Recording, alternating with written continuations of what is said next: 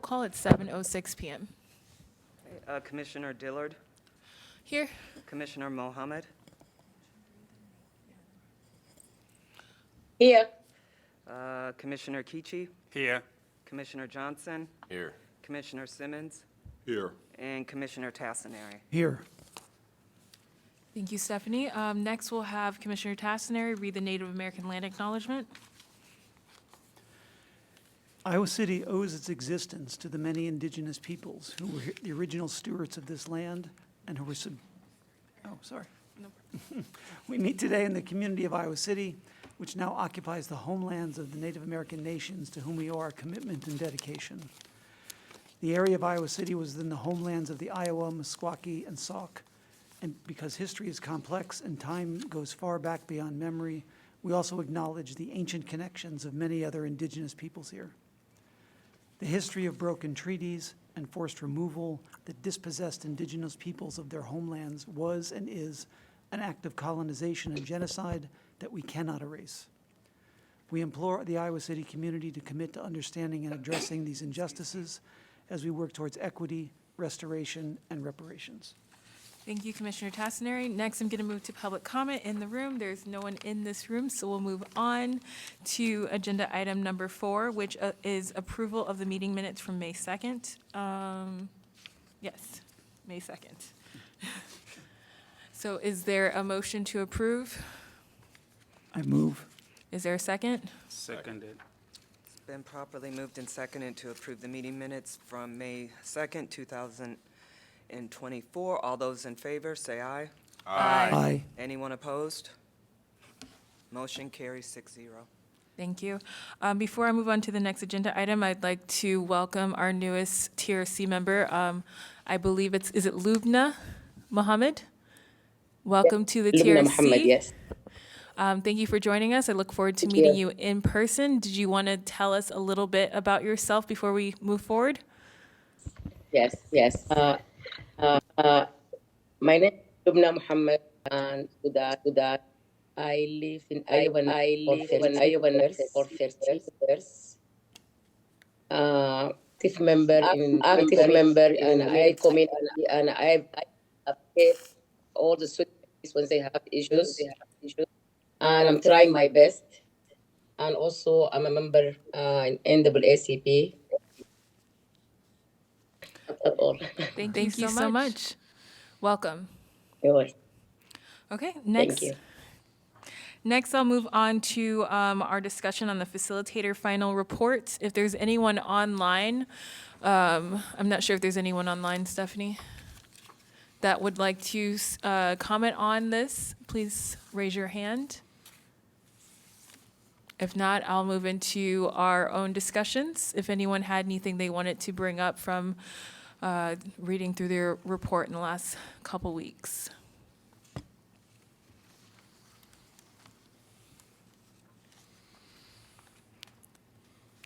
Also, the goal, I believe Redmond is not here, is to vote on it being submitted to move forward to City Council. I don't believe we should send it to City Council. I do believe that we should write a letter telling City Council that we've received the document, that they have provided valuable information for us to ponder, and will continue to provide and include some of our thoughts in the final report that they have brought up in their report. But my recommendation is not to give it. A, it's not a final report. It's for them a final report, but it's not a TRC final report. And B, it's really only halfway through the process. It's really only talking about the vehicle. Thank you for bringing that up. I was thinking the same thing. Chair Amos here. I'm also thinking the same thing. As you can see, the commissioners is not a final report. This is facilitators' report to the city. So that's a problem, and there's some gaps that we still want to be included in this to help us here. So I support what Commissioner Simmons said. I support that as well, but I just want to be clear that is there something in the contract with the city that suggested that there was going to be a report that was going to go to city council from the facilitators directly, or was it always supposed to go through us? If it's supposed to go through us, I completely agree. If there's something that was supposed to go to them directly, then we're kind of stuck with having to submit. I just don't know. I think that the contract said that a report from them needed to be made, which has been done. I don't know if anything needs to be submitted. I mean, if it's put into our agenda, then they have access to it just as we do, correct, Stephanie? Yeah, I mean, yeah, it's public record, it's published. Okay. It's published with your last agenda from May 2nd and then this one too. I just didn't print it out again because it's Which is fine. so long. And I don't know, Lou, your question is probably the answer lies with Redmond. And I know he's coming, but he must just be running a little late.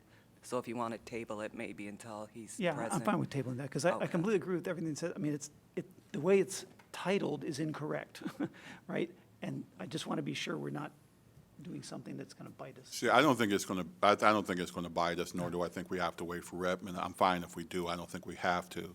There were a couple of things that had come to play. The first thing is that according to the contract and the agreement, there were two things that had to happen. Number one is that there had to be a presentation that was given to the city council.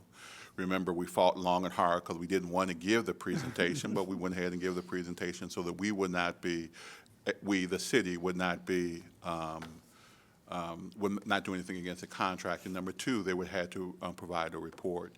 And the report was necessary for them to, in essence, get final payment.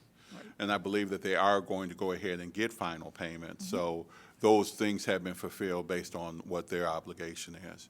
Where, I still see there as being the miss is that this is not the full project. This is just the vehicle. Right. Mm-hmm. And so if anything, I think I would argue, even with the city employees, that this is a part of the report that should come to us, and then we will incorporate any information in our final report that comes to them. They have the ability to take a look at this, but if they believe that this is a report, then I think that we would mislead them by sending it to them. That's why I am recommending a letter. Right. We received the report, acknowledging that we have the report. We will take it in consideration in the additional work that we do. If they have any questions, they can feel free to talk to the chair or any of the commissioners. And if we were to write, if we were to write a letter, Stephanie, it would formally have to be sent to the city council, or we just say we have this letter? How do we make sure that they get it? You can put it in an information packet, or even, I think it could go in an information packet. I also think it could probably go under correspondence on their formal agendas. Okay. You said informal or formal? Agenda? What word did? They have a section on their on their formal meeting Okay. agenda for correspondence. Okay. So I'm fine with not waiting for Redmond. I agree with you. I think let's just move forward with this. Everything I heard, I agree with. It makes sense. Okay.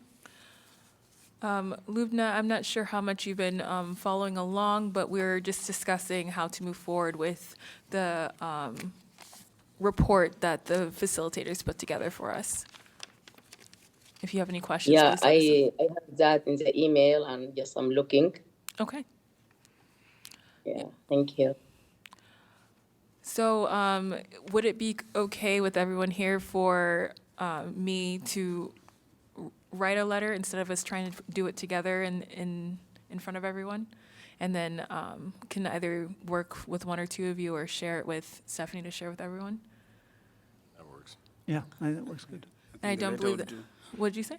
The letter would do, but I just want us to be careful to exhaust the discussion on the report, because it's part of the agenda. So that is just one issue with the report, but we also need to discuss here today.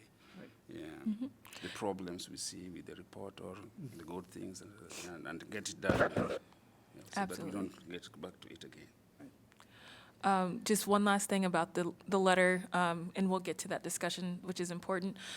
Just so we're all on the same page, what exactly needs to go into this letter? I think it's just to acknowledge that we have received their report. We appreciate the work that they have done, and they have provided us valuable information. And we will continue to consider that as we continue, excuse me, too many continuous. Yes. We will consider the information as we continue the work based on our charter. So just very vague and very general, but acknowledging that we have it, we appreciate it, and we will continue to work through it. Awesome. And I need to correct something. The council no longer has a correspondence item on their formal agenda, so it would more likely than not be placed in an information packet, which goes out every Thursday. Okay.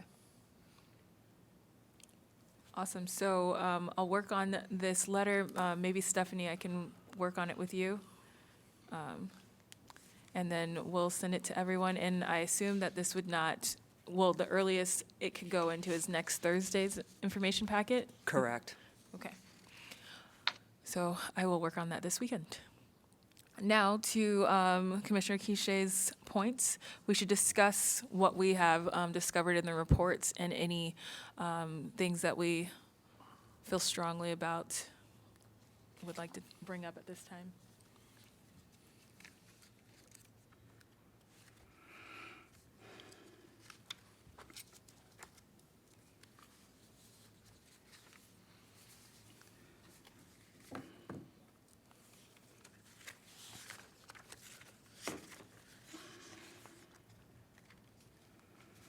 Yeah, so, if you may. And I don't think it's picking up your voice. If you can bring it a little closer to the microphone. Yes, if I may, Chair. And on the report through Concerned West, I see a gap. I remember the last meeting we had with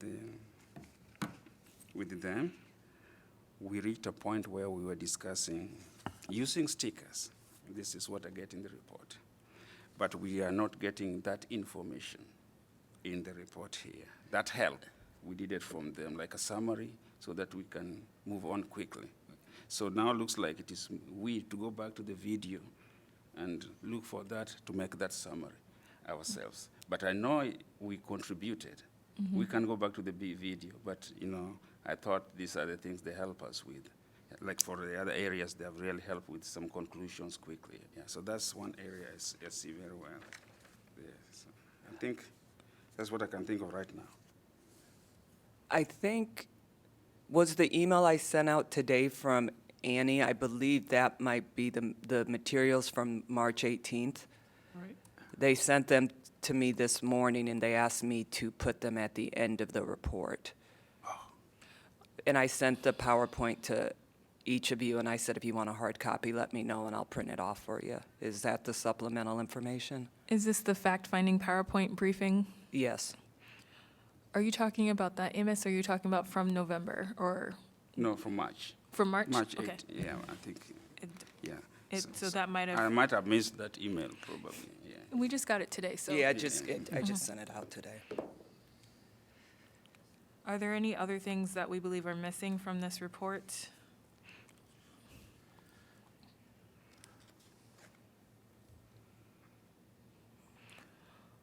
Or any feedback on the reports, things we love or dislike or would like to improve upon, thinking about the future, how we'd like to implement it into our final report?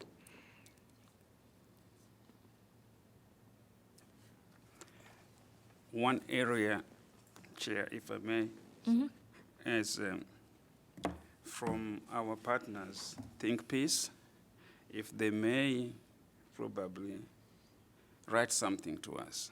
I know it's not an obligation given that their contract is not there, but this is if they're willing, on their perception of the training program they had, what they think, whether we got the training well, whether there were some limitations that they think things they could have done better regarding the whole process that they see. Because I don't see that in the document, an element of that nature in the document. I do see other recommendations, but I think they are coming from the other partners. But so far, I really appreciate the fact that the other partners have included the training material in here, a good source of reference for anybody else other than us that we can use in case we are going to do other truth-telling events. I think how we pick people, how we talk to them, select them, and things like that. Those are all in the document in here. So those are really good material for us to rely on any time we want to do something to help. And on Kansas and West, I really appreciate it. I believe they have done a very good job and given us the facts to look into. There's nothing else they could have done on most of the areas regarding data gaps and other things that the police station, the city police department does not have. That's all they could do. I only have another question with them, apart from the one that probably was mailed today. We did not see a report from the latest study that was committed almost a year ago, maybe a year and a half ago by the City Commission. That study is being done by the University of Iowa here, a professor, one or two are doing. So we don't know why they were not able to give our partner any information, and that's something that's really bothering me. Yeah. I don't know if there's still a chance they could give it, but if they don't give it, I believe I'm requesting the commission to request, using two words at the same time, that report or a draft of that, where they are with their study. Commissioner Kiche, would you be willing to reach out to Kearns and West about your questions? Yes, Okay. thanks. And Think Peace as well? Yes, Okay. And then you can let us know either via email what your findings are? sure, I will do that.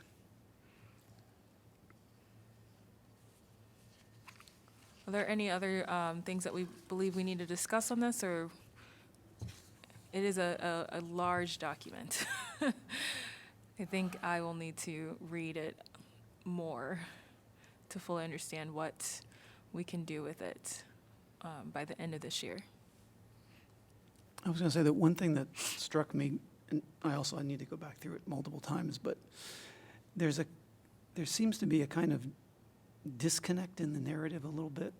And what I mean is that you put on one set of glasses and you read through it and you go, Iowa City's great. Relative to other cities, in terms of, they spend less on police than other cities do. They have smaller police than other people do.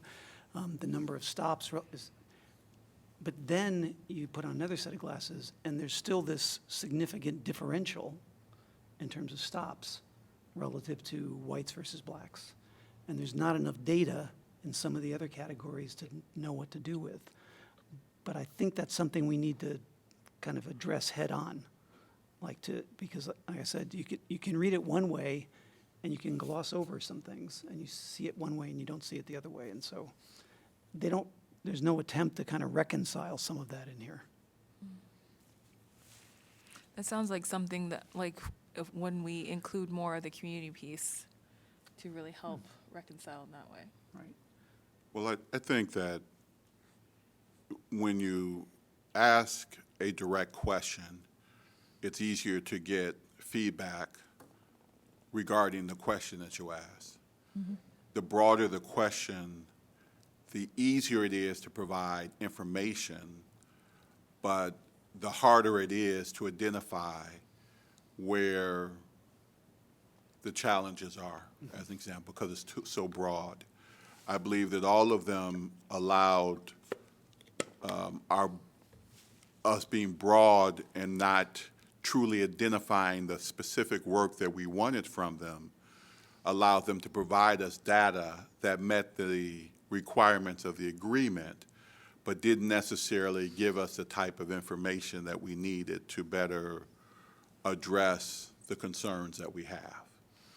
And the best way I can put it is that, I kept talking about this whole concept about there's a hole in the ground. Louis is just sending me stuff, right? So I'm like, hey, look, there's a hole.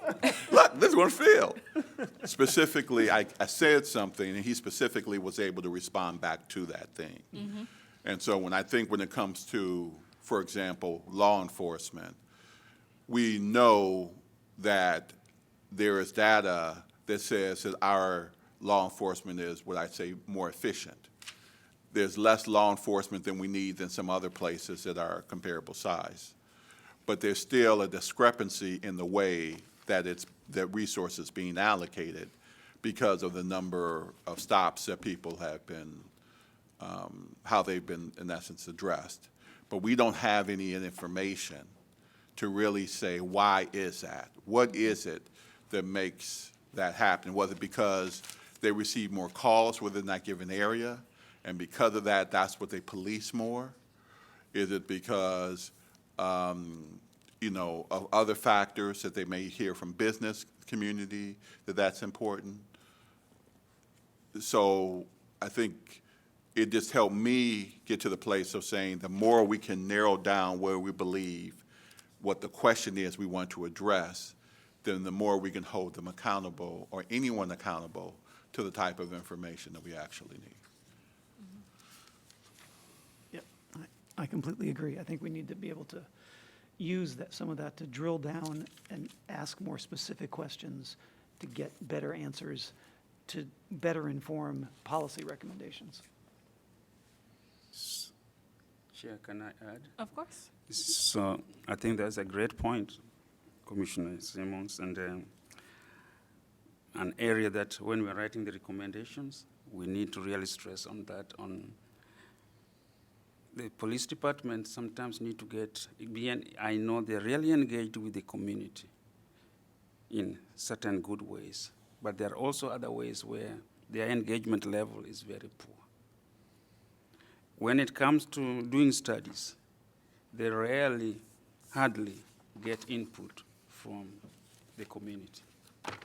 They assume, maybe I'm wrong, that the community probably does not know anything about law enforcement, does not have certain aspirations or goals or practice or procedures, such that when they commit a study like the one that's being committed to the guys at the professors at the University of Iowa, we do not know what their objectives, what they were going to look into at the moment. I've not seen the document.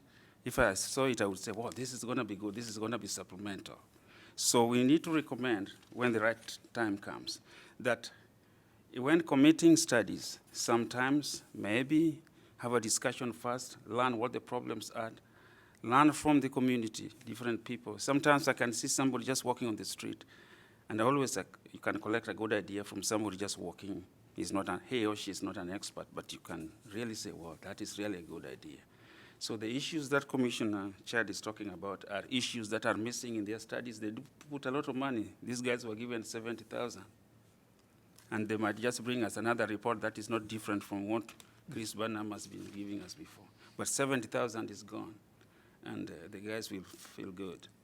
We will not feel good. So these are areas that we need recommendations on when we start to get into the rubber meets the road.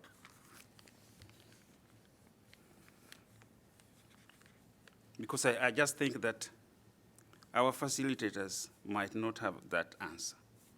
They are simply looking at what we are looking at. The only difference is that we don't have enough time to put those things down. But they're simply, all of us are looking at the same things. Yeah, and I also think that it's a matter of getting the correct kind of expertise, because the facilitators that we had were good at what they do, but there's a limit, right? I mean, they're not, you know, at the level of professional for hire researchers who are going to go in depth. They're going to give us the big picture. They're going to help us out to help us in deciding how to think about things, how to organize things, how to help us deal with certain problems that might come up. But we're at the point where, and I think this ties back in with the budget, that we need to be more specific in the kinds of individual help that we need in order to address some of these things if we're going to move things forward.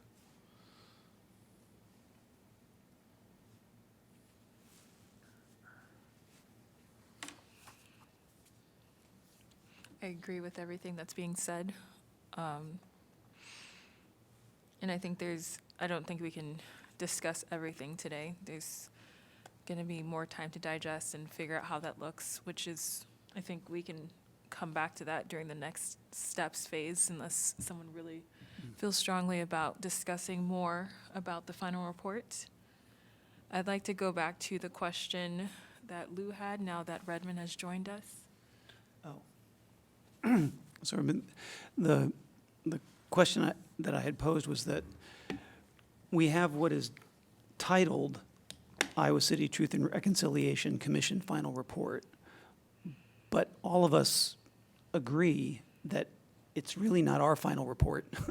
It's a report from the facilitation group. So we would like to not submit this formally as our final report to City Council. We would rather say, to tell the City Council in the form of a letter, we've received this. We're going to look at it. We're going to use that as a basis or a foundation for our final report, which we will send to you. They clearly have access to it if they want to look at it, but we don't want to acknowledge it as our final report when it really isn't our final report. And my question was, is there anything in the contract that is requiring us to actually submit this with our stamp of approval on it or not? So I understand your question.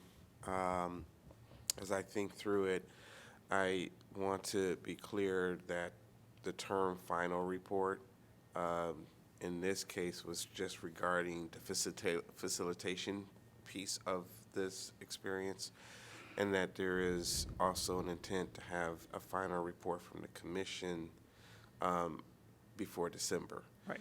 So in listening to your comments, I think it's easily said that this is going to be a basis of your final report in December.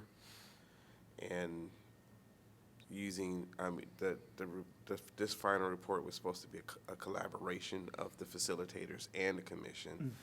And that is loosely stated in the contract. But it doesn't necessarily say you have to give a stamp of approval or you have to have any kind of specified level of interaction with it. It's not clear in that way. So I think it's totally feasible and totally acceptable if the commission wants to take that approach. Because you're right, I think the city council have seen it, but they haven't been formally presented with it. Especially since it's just still kind of in a draft form.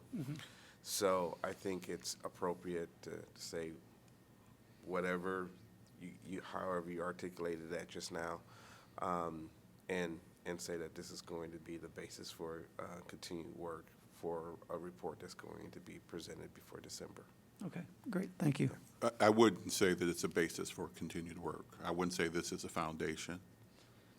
I would say that this is maybe a part of the building blocks, but it's not the ground that we stand on. Did you have something more? I will say before we move on to this that so we don't let this report fall by the wayside, it would be wonderful if one of us would champion like moving through it and how we can incorporate it moving forward. Not alone, of course. People have come forward saying that they would like to help us with certain things. But I would hate for us to get to October and be like, oh yeah, we have this report that we haven't combed through at all. So I'm going to say first off, data is not my strong suit. So finding someone that is really into it to lead that charge, not do it by yourself, not do it alone, would probably be best. So if anyone here would like to do that. I'd be more than willing to volunteer to lead that, and then anyone can let me know if you're interested in helping me with that. We can move forward. Great. Yeah, me too, I can help you. Thank you. I just wanted to add something. As in our website, I'm not sure it's particularly our commission's website or just General City website, it appears as being alleged. And I think that is misleading to the public. When you go to our website, it is in big bold, TLC's final report. And somebody looking at our website, somebody somewhere might get misled and think, no, this is not what, so I was just checking if somebody can look at that and see whether it can be taken out or remodified in a certain way. Yeah. I think that might be easy enough, right, Stephanie? Yeah. And maybe we can rename it as well as, do we want to call it our facilitation team report or our whatever, what did we call our 7-month experience report? Just to remove that confusion. So I'll work with Stephanie on seeing how we can take it off the website. Are we saying we want to take it off the website or rename it, I guess? Rename it. Rename it? Yeah, Okay. I think that's. See, one thing that might be, maybe this is too simple, but just if it was renamed to something like Final Report to the Iowa City Truth and Reconciliation Commission by Native Partners, Healing Partners, Yes. Kearns and West. Yeah. That's really good. Because this is their final report to us. And if we label it that way, I think that'll be clearer. Yeah, semantics. I love it. So we can move that around. That'd be great. Okay, if everyone is okay, I would like to jump over the request for additional funds to go to upcoming presentation to City Council, then go back to the additional funds request, if that's okay with everyone. All right, so I wanted to jump to agenda item number 7, upcoming presentation to City Council. Redmond, could you explain to us what you sent in an email earlier about presenting on Tuesday?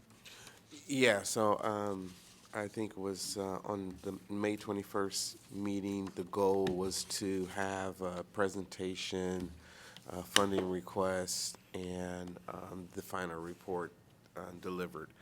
And there was, I think there was a goal to reach out to council members. Needed to get 3 council members, because I was corrected. I thought it was 2, but it was actually 3, to say we want this on the agenda item, or have the mayor placed on the agenda item, kind of superseding the normal protocol to have the items put on the council agenda, and apparently that threshold wasn't met. So I had a conversation with the city manager.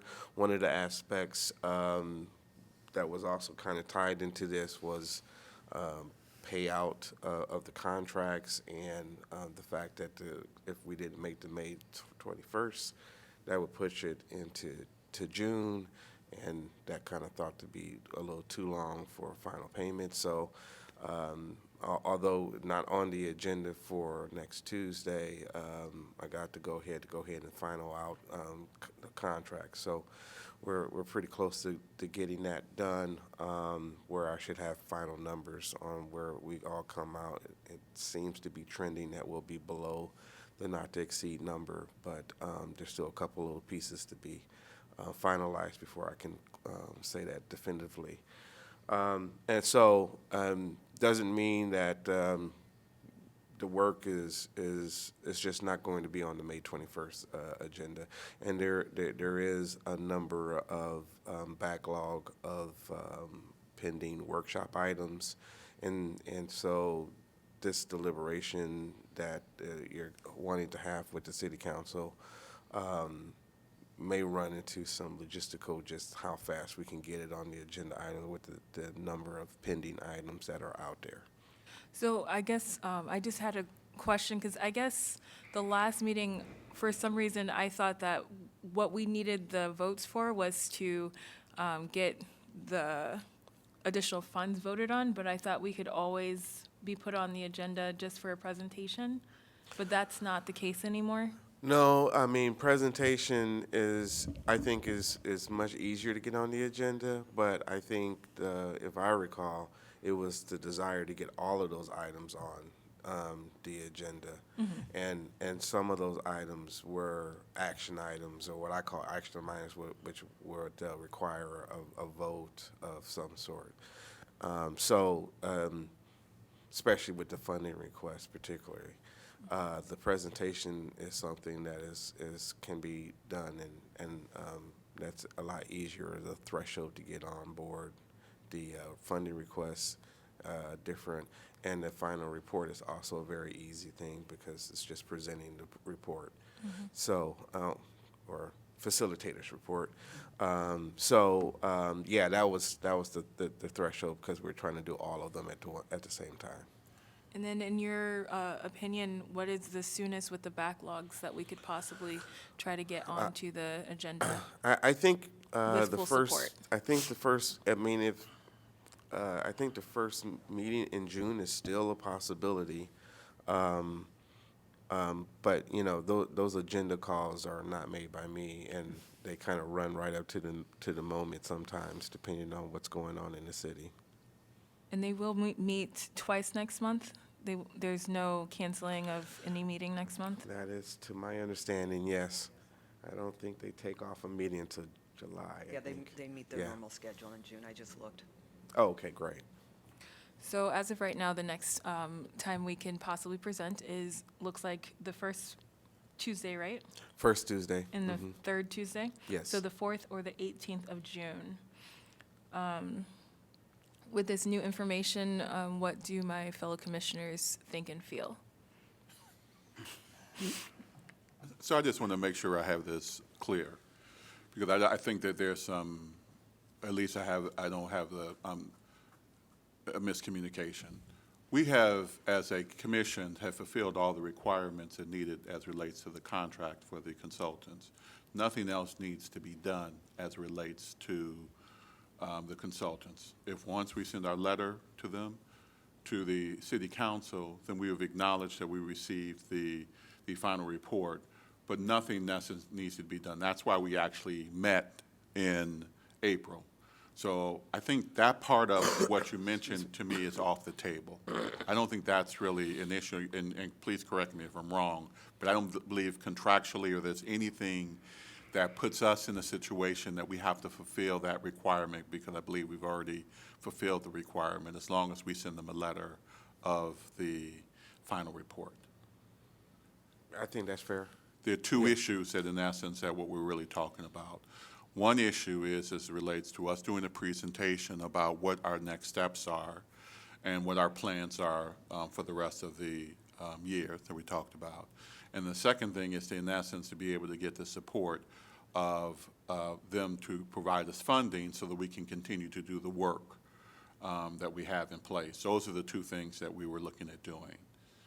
Considering that this is, so I guess my first question is, what makes it that the presentation was not put on the agenda? Is it that they rejected our request for the presentation? No. It all kind of stems from the deliberation. I thought it was clear that the commission wanted to have all those things handled at one time. And just to add, you're right about the final report, but there was language that the commission needed to have feedback in that process.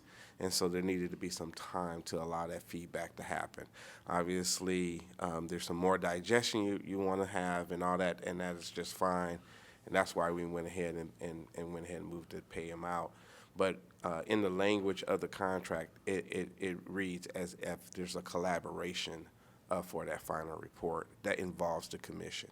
And so we Correct. wanted to make that happen. So this is where I'm then struggling is that our timeline continues to be very short.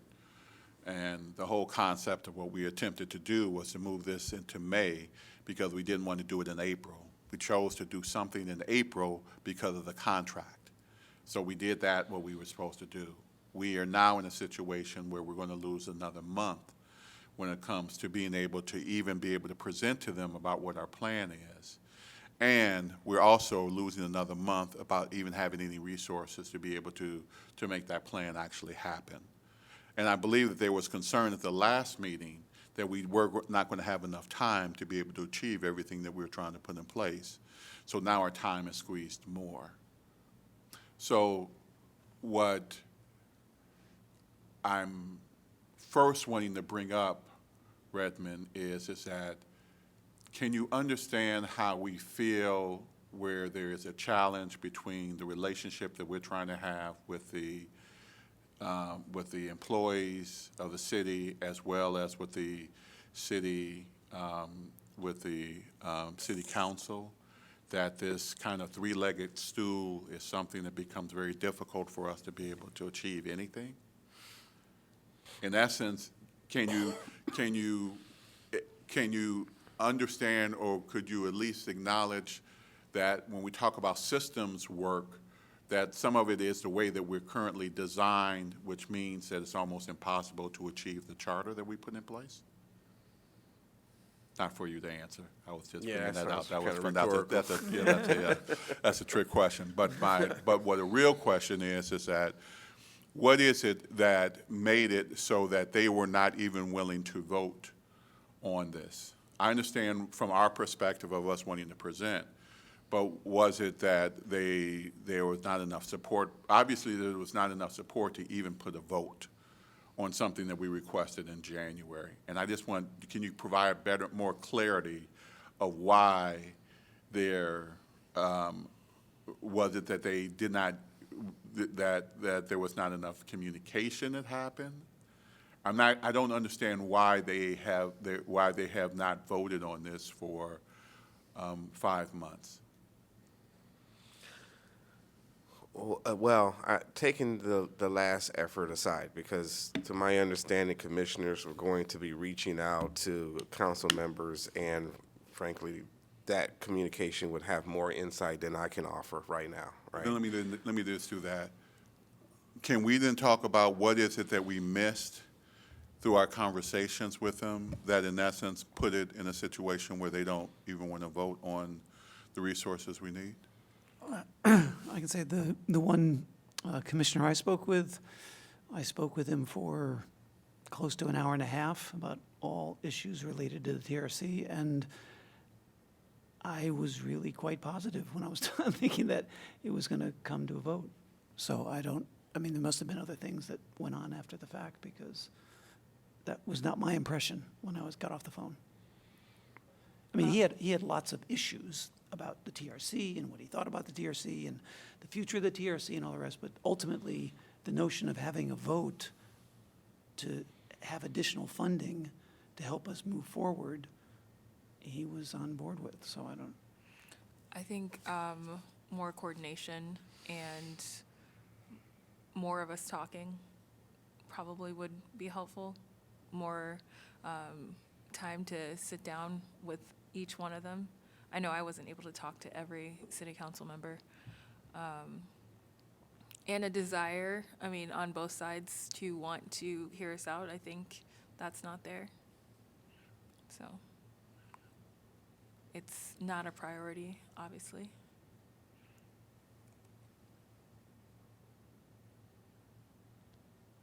How should we think about that? Yeah, I'm sorry, please, Amos. I'm alluding to the fact that we have not provided to them.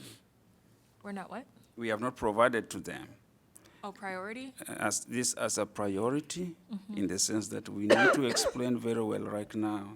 Commissioner Chad just said, we are out of money. We are actually beyond the 20,000 that we have been got. But I know those ones we can find a way. But what if right now we wanted to do a community project that requires 30,000? A commitment that requires something like that. We can't even do anything. So it means to them, they believe all the funding that we are using here are within the 10,000 limit only, and the rest is probably pushed back towards the end. But when I read the mandate, it looks like we can use those funds as we are continuing as a part of the process too, and also as part of implementing the recommendations too. So it looks like they are not getting that fact. They are not getting that justification, either through the way we write our budget or through communication or through pressure. We are not giving them enough pressure, good pressure, we are not protesting anything. Just explaining to them that if you stop here, we are not moving, but you gave us a deadline, so it doesn't even make sense now.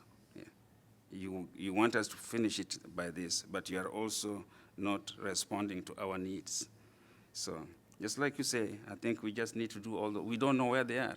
We don't know which one is the major factor why they have been reluctant. Maybe it takes one of the council members to push it, put it, say this thing has to be in the agenda, and then we invest on that council member or 2 or 3 of them. Yeah. That's what I'm thinking, which we have to do immediately, right now. I dropped the ball on the pressure myself, and I'll pick up on that. I think the reality of all of us on this commission is that we've been saying is everyone has busy lives and things that sometimes have to take priority over this, and adding additional stress when it feels like our project is not being prioritized in the least can be hard. Before I move on, Commissioner Simmons, did you have more you wanted to say? Well, excuse me. The first part of your question was the initial request. The only feedback that I've gotten since that time was more details were requested, more information behind. And I think there's been discussion about having some type of line item explanation of, I think it was $250,000 request. So I think our approach is wrong, and I think we're being led to slaughter. It's one thing about having a project that you have to do and having ups and downs. It's another thing about being put in a situation where you become the sacrificial lamb. And as my concern now gets into more of all of our personal reputations.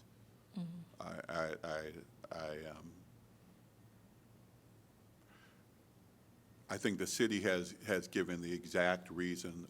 They are the example of systemic racism, just in the way that it operates.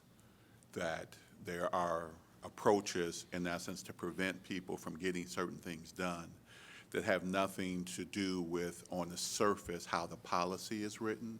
It has everything to do with how it impacts people.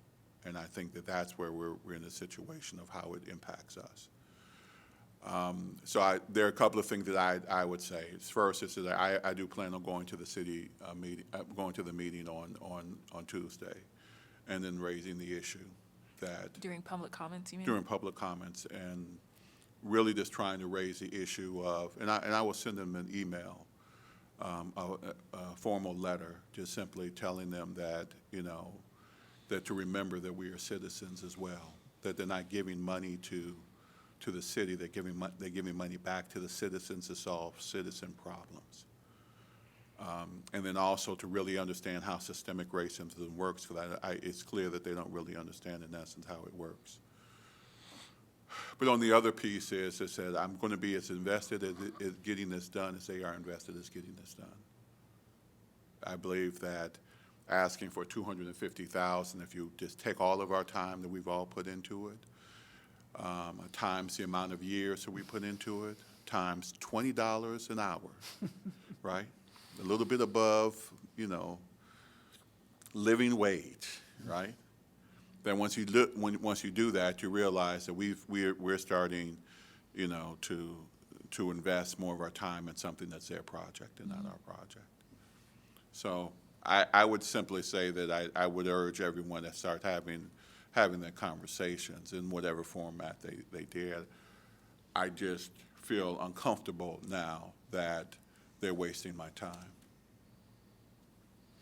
And I will tell them that if they don't watch this on, whatever YouTube or whatever channel they want to watch this, I will express that to them, that, I get nothing from this, nothing. And that if they're not willing, if they're forcing me they give me what they want to give me, the way they want to give me, but they don't give me what I ask for and what I need.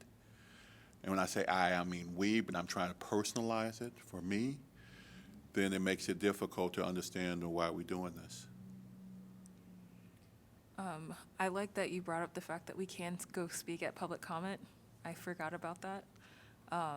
Maybe all of us could do that and just talk from our own perspective. I think that would be, to me, putting it in place to say, this is something you all have to make a decision about whether you want it. If you want us to solve this problem, You have to give us the resources based on what we need, not based on what you want to give us.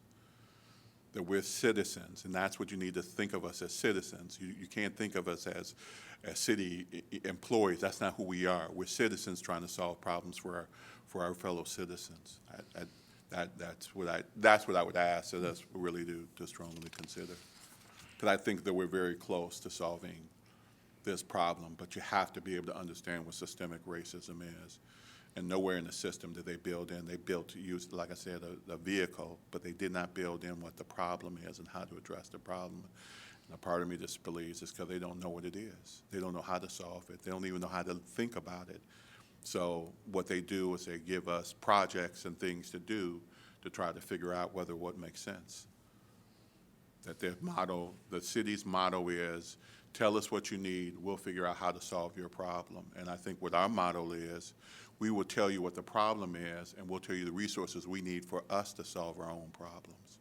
And I think that's a totally different model than the model that they're used to providing. Yeah, that sounds like a good plan to me. Other thoughts from other commissioners? Yes, so as not to, I would think we maybe use one stone, or I don't know, two stones to kill a bird, or one stone to kill two birds. I don't know which one is, but this is what I'm saying, that per recommendation of Redmond Jones, that we also try to do our part in terms of giving a good detailed budget. When we're putting up a report, let's tell them where the weaknesses are. This is where we want you to help us with, so that they see. Maybe there are people who are like Commissioner Chair says, they think in a certain model, maybe a business model, governmental or regulatory model, that probably doesn't fit our functions or process here. So we have to tell them that sometimes we have to wait and listen to the community so that we get their needs. So it is not the business model where I want to have a place where I'm going to sell ice cream, this and this and this, and here is whatever. That is not very useful. We have to take our time, listen to the community, digest the issue, conceptualize it, and say, the issue runs to be like this one. That's when we come to the commission and talk about it. Then we'll have to think hard about it. So I was just saying that in our report, let's put a plan, especially the one Chad put in there on our vision. Always we start with our vision. This is what we are doing. Let's supplement that with real figures so that they see, we want this for this and this. If they don't like the figures, they can tell us now, well, why did you put too much money there, this and this? Then we can answer those questions. If they ask us about which projects, we will tell them, we have all kinds of projects here and here, propose, but we can also tell them, how do you ask us about the projects when we are still listening to the people in the community? Maybe there's an idea somebody has out there that just comes as we are talking to the people. So if the money has to be given because the project has been specified, that is the reverse way. Give us money to talk to the people in different formats that are possible, either in the church or those other formats, wherever is possible. Then we digest those ideas and say, I think this is a problem of this kind, and we can solve it this way. I think we have funds that was allocated to this. Then we work on that project in a certain way. Those who know how to work on those projects can work on that. So me, I would just suggest, I'll try my best, supplement whatever somebody has with information on the timeline, information on broad areas of projects we think about, how much that is likely to cost, information on facilitator. That is our major problem. We don't have a facilitator. We have to do things we're not supposed to do. And tell them this is what it takes to have a facilitator, or maybe a volunteer or some whatever, because without some of these things, we're not going to do anything. Yeah? And so let's just have a kind of a detailed budget. That's what I mean, in the business sense. Yeah. It doesn't have to be in the business sense, but something that reflects something. They're used to business models, contracts. They're not used to this informal, social justice kind of things. The social justice things are usually very fluid, very malleable. Yeah, things might not be exactly as you think. Yeah, I might be thinking it's going to take me 40,000, but it might take 60, 70, yeah, to achieve that. Because there are things that we can't control. So that's when we say we want this for this, in this area. Let's define them some broad areas like the ones we have defined before. Tell them in this broad area we need a seed grant to do this. Other things, part of the 1 million will come later when we have started some projects working on and to sustain those projects. So we have to just insist on that and explain to them better that we are not going to write a good business model that somebody from the business college or from somewhere is going to look at and say, well, this makes sense. Because there is no rubric test for a social project of this kind, for justice projects. They're usually just based on how much effort the community makes and how much effort their leaders make and things like that. And how much pressure they have and the willingness of the governments, local governments, to work with the local community. So that is the level of persuasion that probably we have to reach, but we have to also help them a little bit. Yeah, that's what I was thinking. Yeah, I think I'll stop there. To understand what you're saying as we're talking about possibly each of us going personally to give public comment, to have a detailed budget to also talk about during that public comment, or are you talking about when we present? When we present, this time.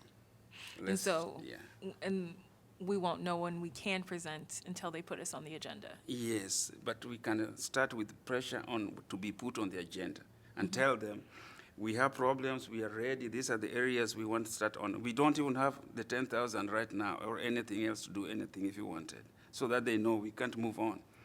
We can't pay a facilitator because we need to pay a facilitator. Yeah. To help us with processing the data and the other things like this. And so I think that's the explanation we need to give them, the agency. Yeah, I know the city has their own priorities. You know, they do their 4-year, all kinds of year plans. Things are prioritized. But if they can just slip us a little moment, just take a few hours to vote, because the money is there, it's already been allocated, and then we move on. And then they explain to us, each of the council members there, explain to us why, if they have an objection, they have explain to everyone in public why they have, which areas do they see a problem. Then we can give them a feedback and tell them whether they are right or wrong. Yeah. We just have to argue about that. Okay. So what I'm hearing is that a few of us, if not all of us, are interested in going and speaking public comment from our own personal experience as citizens, also a part of this commission. Yes. Yes? Right. On Tuesday, 6 p.m., I believe. And then the other suggestion I have is that there are 7 city council members, maybe being a little bit more firm on who's going to contact each person individually. And I'm going to say 6 because we don't really need to contact one of them. So, does anyone, do we want to, I think we should assign this right now, Yeah. right? Okay, so going through the names, does anyone besides myself want to reach out to Mayor Teague? Do it. So Cliff is going to do Mayor Teague. Just writing notes. Who wants to reach out to Mayor Pro Tem Mazahir Salih? I can try to do that. Okay, Amos. I will reach out to Megan Alter. Sean Harmson, Councilman Sean Harmson. I don't know him, but I'll try reaching out to him. If you need help getting in touch with these people, let me or maybe Stephanie or Redmond can help us with that. We don't need to reach out to Laura Burgess right now. Andrew Dunn, Councilman Andrew Dunn, and then Josh Moe are the last 2. And I've already I reached out to Josh. And I think someone else, it would be good for them to hear from another person. Right. So, I reach out to talk to Josh, you'll reach out to Josh? and I think we should still send Laura just a nice letter to thank her for everything that she's always done, to appreciate it. Right, and I don't want to say we didn't want to talk to her, just like, I understand what you're Yeah. saying. You're just saying that she's someone that has been supporting us along the way. Yeah. And so I think we should do that. I also believe that we should ask for 2 things. One is that we should ask that they support a vote for the use of the funds as soon as possible.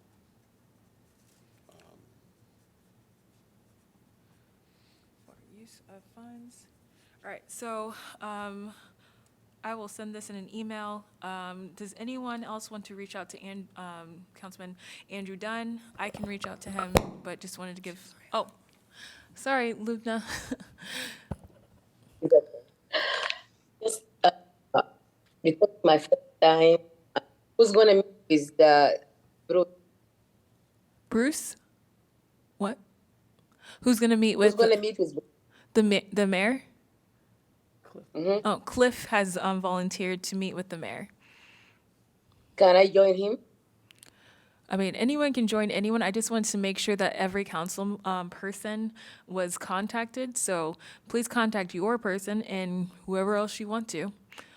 Cliff, are you okay with Lubna joining you? No problem. Absolutely. So, Thank you.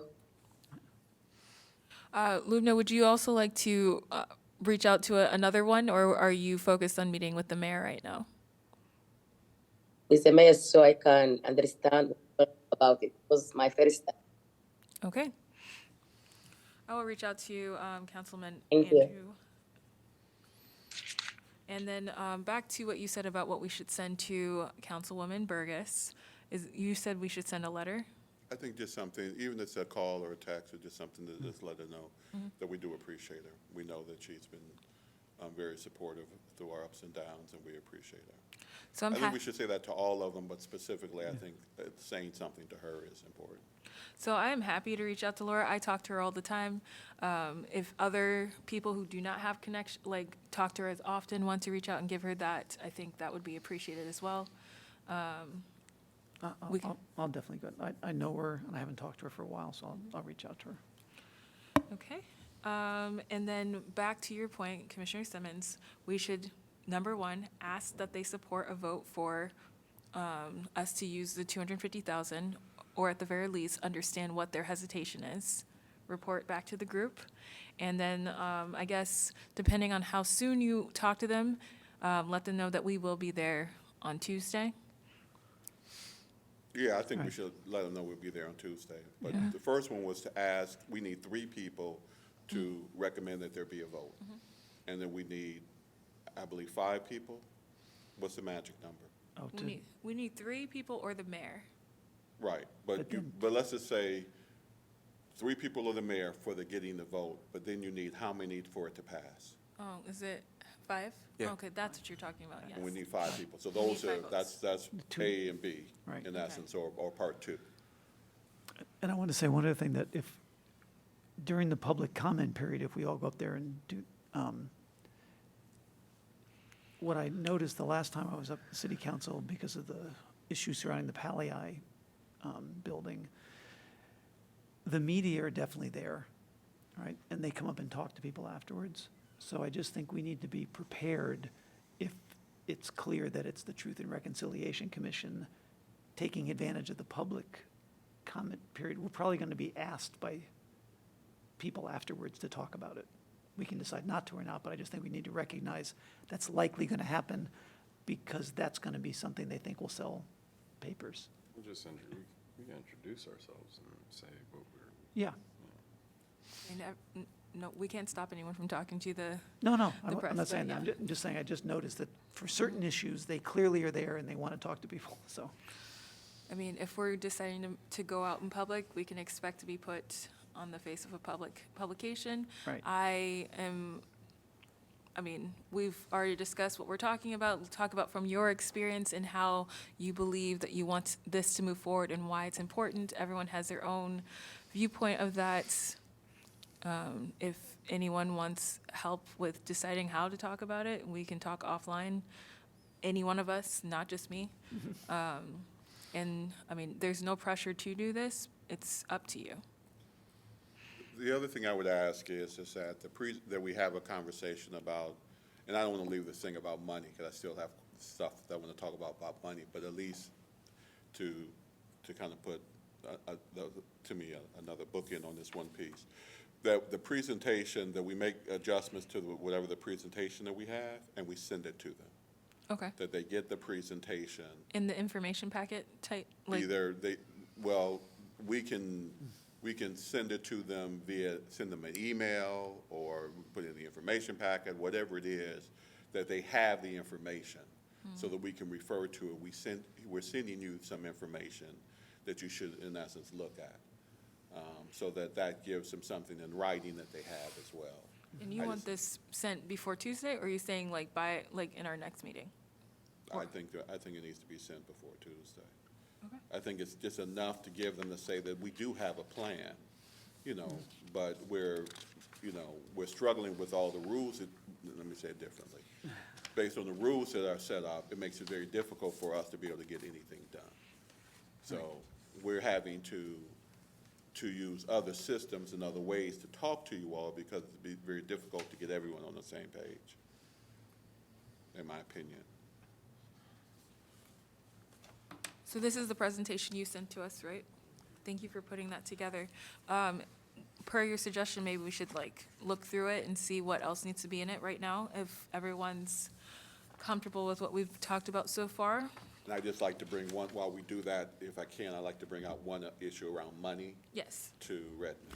and that's, okay, go ahead. Just wanted, so Redmond, there was money that was sent to Coco Filming, 2 checks. There was one for, I think, $5,000, another for around $4,500. That was a part of the spreadsheet. I hadn't been, my hands didn't touch that, so I'm going to refer to Stephanie. She Yeah. might know more. I don't know what the question was. So there was money that was paid to Terrence Thames, who's working on a project for us. Yes. He received money for 2 payments. One was kind of in advance because he still has work to be done, but he feels that because he received the money, that everything in essence is really paid in full, that more of the work has to be done than being paid in full. But there was 2 checks. A part of the money was specifically because the city asked for the information to be provided in a specific format. I do not believe that money should come out of the commission's bucket. I believe that should come out of the city manager's bucket. How do I help address that issue so that we're not dinged for that additional money, that we have that money still available for us to be able to spend? How much is that? Do you know? I think it's just a little under 10, because I think one was, One was 5,000 and one was Yeah. 4,500. So so for that format change, it was $4,500 is what you're saying? No, what I'm saying is whatever that amount is for the format change, whatever it is, Yeah. that money should have come from the city manager and should not count for the commission. Because it was well, not our request. nor did it Conceptually, start. I understand what you're saying, but I know that you're already over budget, so if I don't know the number of what that is kind of hard to say. But if I tell you what the number is, can you get it removed? Yeah, I can, but again, I don't, we have to look at how much you're already over.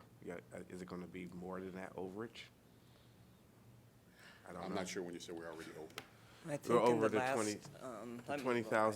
$20,000 for both phases, we're actually above 20,000. Was it that much over? I can't. Well, there, You can look, I think. I didn't think we were that much over, The but I number just saw is some numbers that 2,200, were. around 22, yeah. 22,000, I Yeah, believe, was the total 22,000. number. Yeah. That was the number.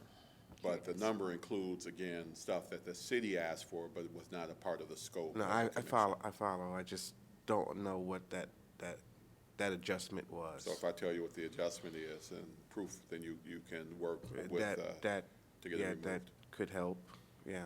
Could help. Yeah, 'cause I think the goal of the $20,000 were to get through phase 1 and phase 2, and so phase 2 is, there's a portion of it that might be lingering with regards to the final report or what exactly was the final. But I don't think that it's for carry on beyond phase 2, so that's where I think there would need some clarification. So. So is it possible to justify? Yeah, That so requ- one was 5,000, like Chad said, and the other was 4,500. Yeah. Can it be justified by claiming that the city earlier on, they were promising that there's this portion of the things we are doing that the city was going to be, city or staff will be responsible for. Just like now, videotaping and other things like that. So the only thing is that the city did not have a capacity to do something as good as what we expect. Otherwise, they would have told us, we have all these things, we have this equipment, people videotaping this, so you don't need to go buy that. What Commissioner Chad is saying, well, because you did not have that, this could have been your role to do in our project here, and you did not. So we used our money that we could have used or allocated for other things. I'm just repeating what he's saying in other words. Yeah, yeah. No, I follow the. Good. Yeah, Thanks. the argument. I certainly see, what he's saying. Does that answer your question then? It's not fully answered, but Redmond understands what I'm asking. I will check into And it. that's what I was looking for him to understand what I was asking. Okay. He can't give me an answer. I understand why he would not be able to give me an answer today. Okay, well, the next step for the presentation is to look through what Commissioner Simmons put together and see how we can forward it. I think, Chad, my only concern in forwarding it is that this was meant to be presented with other words versus what's on here, so we would have to add a lot more detail, right, or narrative? No, I don't think so. 'Cause if And the reason they why I don't- say I don't think so is that if we're going to speak on Tuesday, then we're all going to speak, then we can all be able to speak. We can all give a verbal summary of why this is important to the work that we want to do. I would agree with you that traditionally, that any presentation that you would give would be something that's going to be either more written out or it's going to be, the overview is going to be verbal. But in this case, to me, it's, look, you know, we've done phase one, we've done phase two, we have a phase three and a phase four, we have a short period of time. We need the money, in essence, to be able to do that. If you don't give us the money, then in essence, you're telling us you don't want us to do it. And I think that's what we have to bring to their attention is that core thing is that you're stopping it from happening from us. You're forcing us to do stuff that we don't want to do if we still believe in this, but we don't have you all support. And I just want to make sure we're all on the same page with what Commissioner Simmons just said, because that's basically the theme of us going on Tuesday. Yeah, Okay. no, That's like the theme, and you put your own spin on it. So you're talking on Tuesday, we don't need to give them any details. We won't even have enough time. It's a 3-minute Yeah, you get talk. 3 minutes. Yeah, so you don't have time to do a lot. You will just stress on the theme and the limitations and the problems we are facing. Yeah, yeah. So That. such that we're just telling them in advance, we have our budget or plan somewhere. If you are ready to vote on it, we will give it to you as soon as you can, and that's it. So whatever whatever your 3 minutes are, I'm sure if all of us are there, they'll already have the information, because if one person is saying, they say something slightly different, then they can hear from that. And the whole public will hear it, the news will hear it. 6 people, 18 minutes. I can get a lot done. And then we still have our other 2 commissioners that weren't able to be here tonight, so. I didn't know if Well, Laura maybe- would be here. Lauren will actually not be here, but Commissioner Gathawa might be able to. So that's 7 people, 21 minutes. And so, just diving into this, what do we think needs to be added, or, Okay.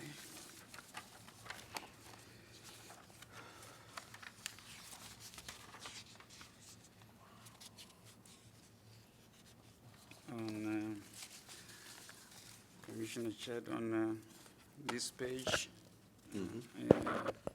I think this is usually typos, usually. I don't think you meant to have fact-finding twice, and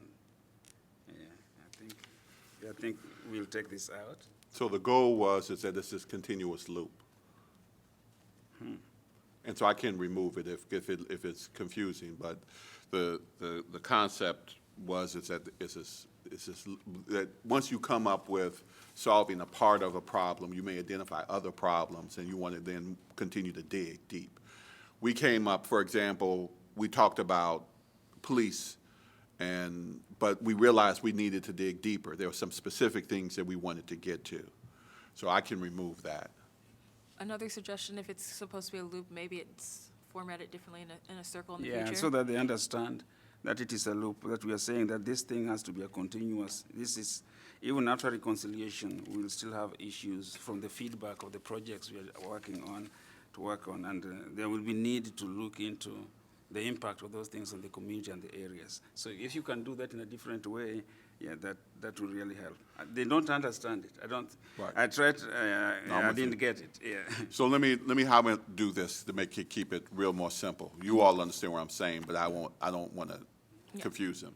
I'll just simply say topic A, results and review. It's kind of what the model was when we did it at the presentation in April. Wait, so getting rid of everything here? No, Okay. it's just getting rid of the last fact finding. Oh, topic A, results and review. So I just said topic A, results and review. Okay. Would you keep the experts on there too? I think you're on a different page. You are still on one page only. Oh, am I on the last page? Yeah, I think this is the page I raised a question. Yeah. And Phase you're four. talking about the last fact finding, right? Yeah, And so are you saying you would get rid of the last fact finding and add topic A, review, Yeah, topic A, results and review. results and review? Okay. I mean, either way, I think that people are gonna be confused, and maybe that's another reason for us to come and give more understanding. Should we just say topic A, results, or just? The concept is that you develop your story truly behind closed doors. And then when you do your public session, you're supposed to publicly tell the story. But you get to the place when you listen to everyone speak, and you kind of better understand how the system works and where people are having problems, then you come together and say, well, this is really what the issue is. We find that this is kind of the problem. And then that's what you hone in on when you're trying to develop that final story, based on everything that you've kind of gotten. But everything that says developing our story is really done not in front of people.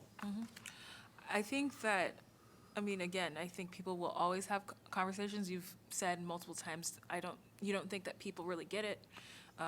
And so maybe just that, what you just said, maybe that can go along with the email, just a brief paragraph of like, we have so much more to tell you, but the gist of it is what you just said. So should I just take that just total off? So it doesn't say fact finding, nor does it say results and review. I just take that off totally? Maybe, Ongoing cycle. Yeah, let me see. instead of fact finding, just get rid of that and say review. From recommendations? Say it again? How different would this be from the recommendations?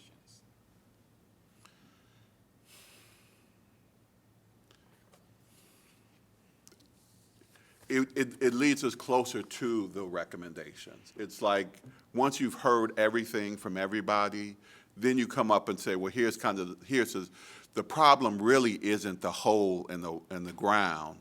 The problem is that there's no one to talk to about the hole that's in the ground. And we want to solve the issue around someone to talk to about the hole in the ground. You with me? That becomes now this clarifying thing that it's not the hole, it's a system of the people that you can even get to. There's no one to talk to. And we want to then address that. So once you get all the information of how the system works, what's going on, who's all involved, what the protocols are, what the policy is, you would get a better sense of where really the problem is once we go through all of this. Once we gather all of this data, we're now more informed to figure out what we're really trying to solve. So the developing our story is really the whole collection of data behind the scenes. And then, once we figure that out, then we include it in our public session. That would also include, here's kind of here's some of the recommendations we have to solve this problem of no one dealing with the hole in the wall, or hole in the ground. Right, and I honestly think that this is, in a 6-image PowerPoint presentation, there is going to be ambiguity. There are going to be things that you don't, and that's fine, because that's part of what we do when we talk about it. And so I think this shows the direction, shows what we want to do, and it's going to be tweaked. And so I'm pretty happy with the way it lays out. It's going to be tweaked, and the other thing is, we don't want people to lock us into something, Right. Right. Yeah. because we're not ready to be locked in, right? Right, because Right. we're still testing. We're still testing. So we just trying to get it so broad that we have ability to move and discuss, versus saying, this is the hole in the ground, and they're like, well, just tell such and such, and he'll patch the hole. Well, that's not really what the problem is. Right. One thing maybe it's just in mine, but the dates that are on these images, it says Phase 3 from January to April, and Phase 4 from May to December. I think we want to have Phase 3 be, now the way the timeline has changed, don't we? Do you have the Okay. most updated one? Maybe I don't. So, Phase 3 says June to September on mine. I have the older one up, that's fine. Okay. right, so My- the one my fault. I want you to look at is the one you would have received on Tuesday. All right, Yeah, I think, so the one that she printed out is that one. okay. I You picked just up the, read. I called up the wrong one, sorry. No problem. Yeah, So do we come to a consensus that you will tweak the word a little bit? Because as it is, I think it's confusing. I will remove I know fact when you, I don't want to be, I know you gave them different colors. They're dressing differently, but it's the same person. To the layman out there, I get you, because it's a loop process, I get you, that it reaches a point where you go back to the facts again. Yeah. if you get rid of fact-finding and if you are able, with whatever software, just put an arrow going that way and an arrow going back, I think above it, that might help eliminate it. Then you don't have to write any other words. Yeah, yeah. So by the time we are dealing with reconciliation, and maybe, because the mandate of is in our task is to make recommendations. So that has to show up somewhere in our model. We And I can't ignore that. Well, I think that's why he has the final report down there. Yeah, Maybe add report and recommendations. yeah, yeah. So the final report probably, I don't know. You will find, it's the model you've been working on, so I don't know the foundations very well, but yeah, if you can use some arrows a little bit and see us, okay, we reach a certain point, we have to go back again and see, are we making progress or not? Or was there added information through the process that we've gone through? Commissioner Simmons, I know everyone's busy. Would you be able to do this and send it out tomorrow, or what's more I'm realistic? going to do this tonight, and And- then I'll do this tonight. Okay. Do you want to do the verbiage, or do you want me to work on that, or? You What- can work on the verbiage if you, I'm sorry, when you say verbiage. I'm tell sorry, me. whatever needs to go into the email to make it, just give it a little bit more clarity of why we're sending it to them. No, I think it should come from you, and then you should send it Okay, to them. So I think you can work on, if you would work on the verbiage, okay. I will go ahead and make the adjustments to the document. And I think it would be a good plan to try to send it out tomorrow, if not, Sunday at the latest, but tomorrow probably. You will have it tonight. Okay, perfect. As far as sending anything to city council, we can send it to their public email? Or is there a better way internally? No, you can send it to their public email, which I think is online. I think you've done that before. Yeah. So I just wanted to give you a bit of information. I just got finished talking to the city manager about the commission's thought of using the public comment to basically communicate your presentation. So he said he would, and he said certainly that's a way to go about it. You can certainly do that. But he's going to check with the mayor and mayor pro tem to see if this might deserve a late addition to the agenda. The agenda's already been put out, but to add a presentation. So again, I think originally, and certainly the way I presented it, that the commission wanted it all together, but if it's a presentation, it's a lot easier to get on the agenda. So they may, if you still want to have the presentation, give it a presentation without having the clock ticking and all that kind of thing. There may be still an avenue to get on the 21st agenda. What does everyone think about that? I think we should make it happen. If that's a possibility, we'd love All to do right. that. Well, I'll let them know to have that conversation, and then if it's approved, I'll let you know. Okay, so if that is an opportunity for us to have a 21-minute or however minute presentation, it's a different approach than what we were just talking about. So do we need to talk what that logistically looks like? Do we all want to go up and say our own little spiel, still less than 3 minutes? Or go through everything in this, and then each of us have our own opportunity to share like what this means as a citizen and a partner of this commission? I think if we're going to be on the agenda, it would make more sense to have it be more coherent. So have one of us give the presentation with all of us there in support, able to answer specific questions that might come up. I just think to coordinate it, it's going to be a bit harder to make it coherent if we're all free agents kind of talking. But I don't know if that's. That makes sense. Thank you for reaching out to the city manager to figure that out. If we do get on the agenda, I'm going to say that I would love to have Commissioner Simmons up there speaking with me as the chair, or however, because I believe he has the most coherent vision of how this could be best communicated, especially since he created this presentation. I have no problem with doing that, and I have no problem with, again, like I said, making the changes so that you have them tonight. So I don't have any problem with that. Does anyone else feel very strongly that they'd like to be a part of standing up there and speaking if we were able to get on the agenda? I feel like we should all kind of have an opportunity, if need be, if there's something that we can add on to help out, to just step up and say something. I'm not You guys opposed. kind of leading the way wouldn't be a bad idea. I'm not opposed to us having, like, going through everything, giving our, our thoughts about the process and allowing everyone on our commission to give their thoughts briefly, just to show that we're a united front. Does anyone have anyone against that? What I would say is that I think it would be great if everyone would speak. And if I could have the honor of being the last person to speak, Okay. I would appreciate that. But I think if they hear from all of us and understand the significance of this, that we came and we invested our time to do this, then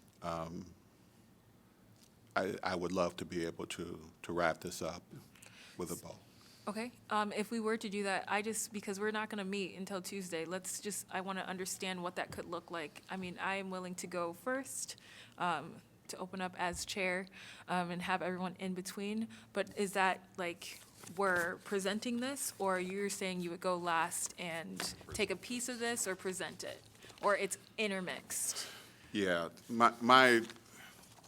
I believe more in storytelling and really helping people understand the story of the significance of the work that they're doing and the decisions that they're making. I think that we should be able to say that we've given you a summary of what we believe the next set of work is. And you should be able to go and say, phase 1 is to do this, phase 3 is to do this, phase 4 is to do this. And then we want to wrap it up with making sure that we have a final report, we do something specifically for the community, and we're able to document this. But the only way to do this is that we need the funding. And the longer you all wait to give us the funding, the less likely we are to be able to get it completed. And then for everyone then to speak up and just give their truth about why this is important. And then my goal is to be able to just simply say to them is that, this is innovation. It's a new model. We understand you're struggling with it. We all struggle with it. But for the first time, you wanted a cohesive group to be able to help solve the problems. We are cohesive. For the first time, you wanted the group to be able to move forward on its own. We have the ability to stand on our own and move forward. But if you do not give us as citizens the ability to solve our problems, then there's going to be a problem, because it's not just about this situation, it's about the way we need to operate. And because financially, the city is being put under more stress from the powers that be, you're going to need our help The only way that you're going to be able to get this, any of this work done, is by expanding citizenship and allowing us to be a part of the solution versus us simply to tell you what the problems are. That's the gist of what I really want to tell them. My specifics will be more based on what everyone says. That's traditionally how I operate. So based on what everyone's saying, Mr. saying, what everyone is saying, then I'm going to incorporate that and say, you've heard this, and this is what we need to do. Because at the end of it, we want them to figure out how to vote on this so that we walk away knowing we have the money. Or we walk away understanding that, that they don't support the rest of the project. Right. And to clarify, this is just an opportunity for us to present, but there is no option for a vote happening. No, but this can lead the way so they can get on the agenda for a vote. Okay.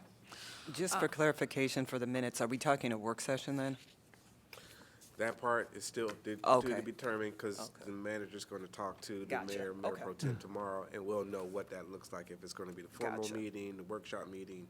I don't know, but we'll Okay. see what we can figure out. And if not, you always have public comment during the formal meeting to take advantage of. Okay, so just so we're all on the same page, what I'm imagining is I will, if we have the presentation, go up and introduce myself, basically the same thing, trying to convey to them, reminding them that we're citizens first for this commission. We're citizens first in the city of Iowa City, whether we live here or work here, we're integrated into the community, that's why you chose us.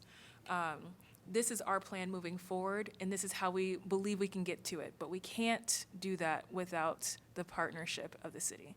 So that would be me leading, and then I would say, other commissioners, oh, wait, before, and then I would go through this kind of, okay? Yeah, you can just simply say phase two. Yeah, We've and been then through get to phase this 1 and 2. page. Right, this is phase 3, here's phase 4, and here are the other items that we want to provide by the end of our tenure. Right. My fellow commissioners have, again, citizens would love to just express what this experience has been for them and why they believe we should move forward. And then everyone gets, let's say, 60 seconds to go and explain what it means. And then either before that, I'll say my piece, or after that, I'll say my piece, and then have you come in, finish it off. Bring it home.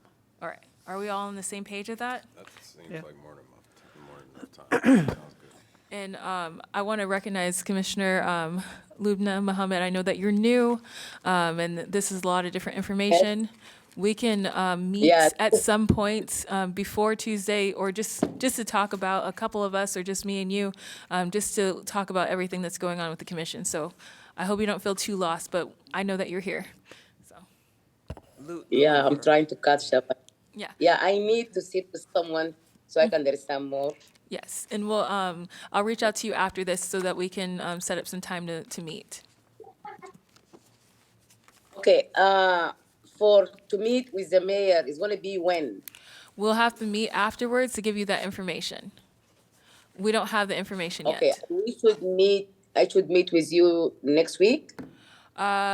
Yes, how about I send you an email after this, and we can make sure to work out the details, and I can give you Cliff's information, and we can move forward on that. Is that okay? Yeah, through email, or we're gonna meet in person? First, I'll email you, and we'll decide where we will meet in person. Okay, perfect. Okay, thank you. Thank you. Thank you so much. All right. So back to this present, oh, go ahead. Yeah, just clarification. So when we will be talking, will we be talking about the details on these areas, like in terms of financial obligations? Because we will be asking for money, they're gonna say, but you're not telling us what you're gonna spend on issues about housing, all this and these projects. Do you want us on that day, or this one is supposed to be on a report later? Later. I mean, That to be later. I believe that we're trying to sell the idea Just sell and the them- vision. Just psych them up, that We- we are gonna give you this and we want you to act on it. Okay, If- I get you. 60 seconds worth of Yes, okay, I basically get you. letting them know we have a plan, we're ready to accomplish it, and we need their assistance. We need some FaceTime with them. If they want to at least give us the questions that they have, at least they can hear our plea for why we are feeling strongly about this. Did you have a question, Stephanie? Yeah. No, I was just friendly reminder to speak into the mics. I know Oh. you can hear each other well, but there are people who watch the videos who may have hearing impairments, and it's very difficult for them to hear stuff correctly if you're not speaking into the mic. Thank you for that. So I believe we have a plan for if we get on the agenda, and we have a plan if we do not get on the agenda. For this first step, we also have a plan for every one of us to take ownership and reach out to at least one assigned city council member. Feel free to reach out to whoever else after that. And then after this presentation, we are hoping that we are inspiring, our city council enough to move forward with an actual vote. It might be the case that afterwards we need to talk to several different people multiple times, but they will be meeting before our next meeting. So we'll have to figure that out. Are we on the same page? Go ahead. Yeah, Chair Amos here. Commissioner Chair, I have another question on one of the pages. Yeah, and one that says Phase 3, Community Engagement Projects. Yeah. And in the small writings, you do include our first project, which we have been working on, was, or you will enhance that with some other detailed projects with more of a conversation. You are proposing that the next one is more of a, let me not use the word more, but we are thinking of a symposium. Then I see the next one is a conference. I see the last one, assembly. And I was just not getting, I know you have probably a strong, good thought about that, why you did that. But if you can just help me here a little bit, because these things are usually different. They take different levels of people to attend. Some of them, some people might find it, a symposium, they might find it very, very difficult. They don't want to attend because of the nature of discussions. They could be so technical. Maybe a conference is probably more flexible. Anybody, even children can come and sit. I don't know. Conversation probably. I don't know which order they come in terms of people feeling comfortable in attending this. And then they come with different obligations. I'm not worried about the obligations because we have to use money to do these things. But I just wanted to see if you, yeah. So the easy part of the wording is simply that the goal was to use different words. I didn't want everything to be conference, or symposium. What I was trying to portray is that different situations, we may want to have dialogues in very different ways. And remember, my goal is not to get us boxed in. So I was not trying to really say to them, hey, this is going to be this. It was really to say, we're going to do something around this topic. And we would determine what that would be and what we would call it and how it would look. So for example, when it comes to police, there may be simply a dialogue where we have, it was done in Cedar Rapids, where we have the different police officers in the area talking to us about their setup and how they do things. And maybe what they did in Cedar Rapids is that they put it on PBS. They had, educators, they had, a military person kind of guide it and really have some of the discussion and dialogue. Not saying that's what we should do, but I'm just saying that that may be a different format than around the issue, let's say, of housing. Housing could be that many people do not understand the process of developing housing. And because it's taught nowhere, if you're not taught that process, then you don't know how it actually works. So if you're trying to do anything about development of housing and you're clueless of that process, then that could be problematic. So that may be more classroom where we bring in people that have that type of expertise. We have nonprofits here that do that, but we also have other folks that could do that. So it could be more of a classroom type of setting than maybe, I call it a symposium, but we may just bring in a variety of different people. Says, here's how the communities get together, or here's what, if you're part of the church community, here's how your church should look at how it needs to operate within a given community. They love churches because money is always coming into the bank every week. They love churches because churches have all this equity in this building. This is how you can leverage that, in essence, to be able to grow your community. In essence, this is how you can do it to grow, the folks that work, that are in your church. This is how you can use it to help the people.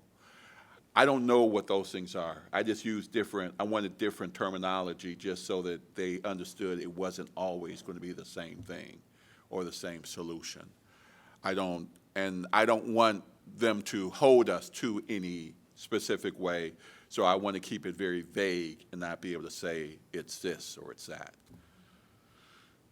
That was kind of what the intention is. And the last thing I would say is, it could be a number of different things that we may want to do. It's not just one thing, but it could be a number of different things that's going to be around economic development, right?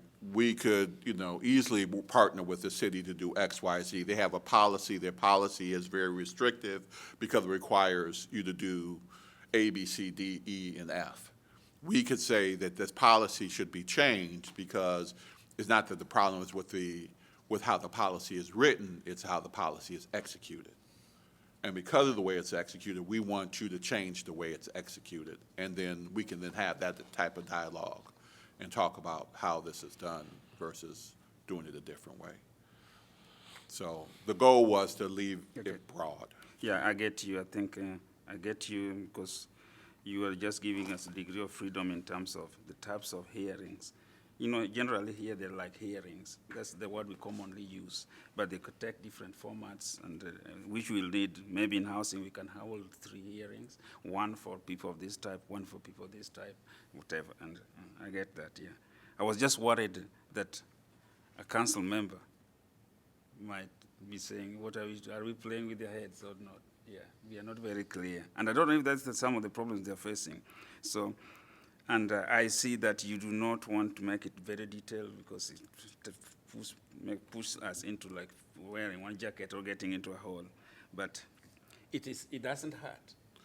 Yes. It doesn't hurt to put 3 hearings, one of this type, one of this type. Well, that helps them see these guys have these things in their heads. They are thinking of these things, yeah. So what I can put, for example, up top, because instead of, I have community engagement up top, but what I can put up top is something like hearings or community hearings. Yes, yeah. That's going to sit up here. Yes, yeah, hearings. And then leave that the same, and so. And you can put here variety, 1, 2, 3. Yeah. All the things you've talked about Yeah.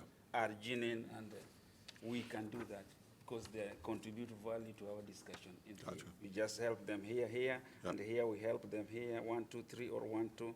Gotcha. And it doesn't mean those are the only ones. Some will get from the community, say, we want to talk to you in these formats. We don't know right now. That's why I'm saying the model we are using is not the typical model they're used to. Yeah, we develop things as we go along, yeah. But if we help them a little bit with the chat, that would be great.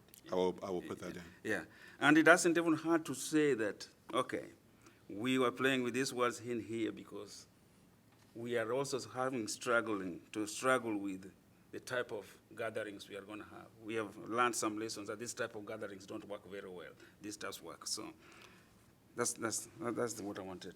So if you can work on that, that will be very, very great. I'll make that change. Sure. I just have a question, just to make sure I'm understanding. So you have phase 3, but there's 3 different parts of it. And that the first one is the subject matter experts, second is expert testimony and research, and the third is the community engagement projects that we're going to change to the public hearings, or whatever you guys just said. Which part of this is where, like, truth-telling, like, one-on-one or like, big would be under? Or like the preliminary things that we would do outside of the public forum stuff that we practiced? Would that be the first? Yeah, so I'm going to say this, I'm going to mess this up, I'm going to try to see if I can get this.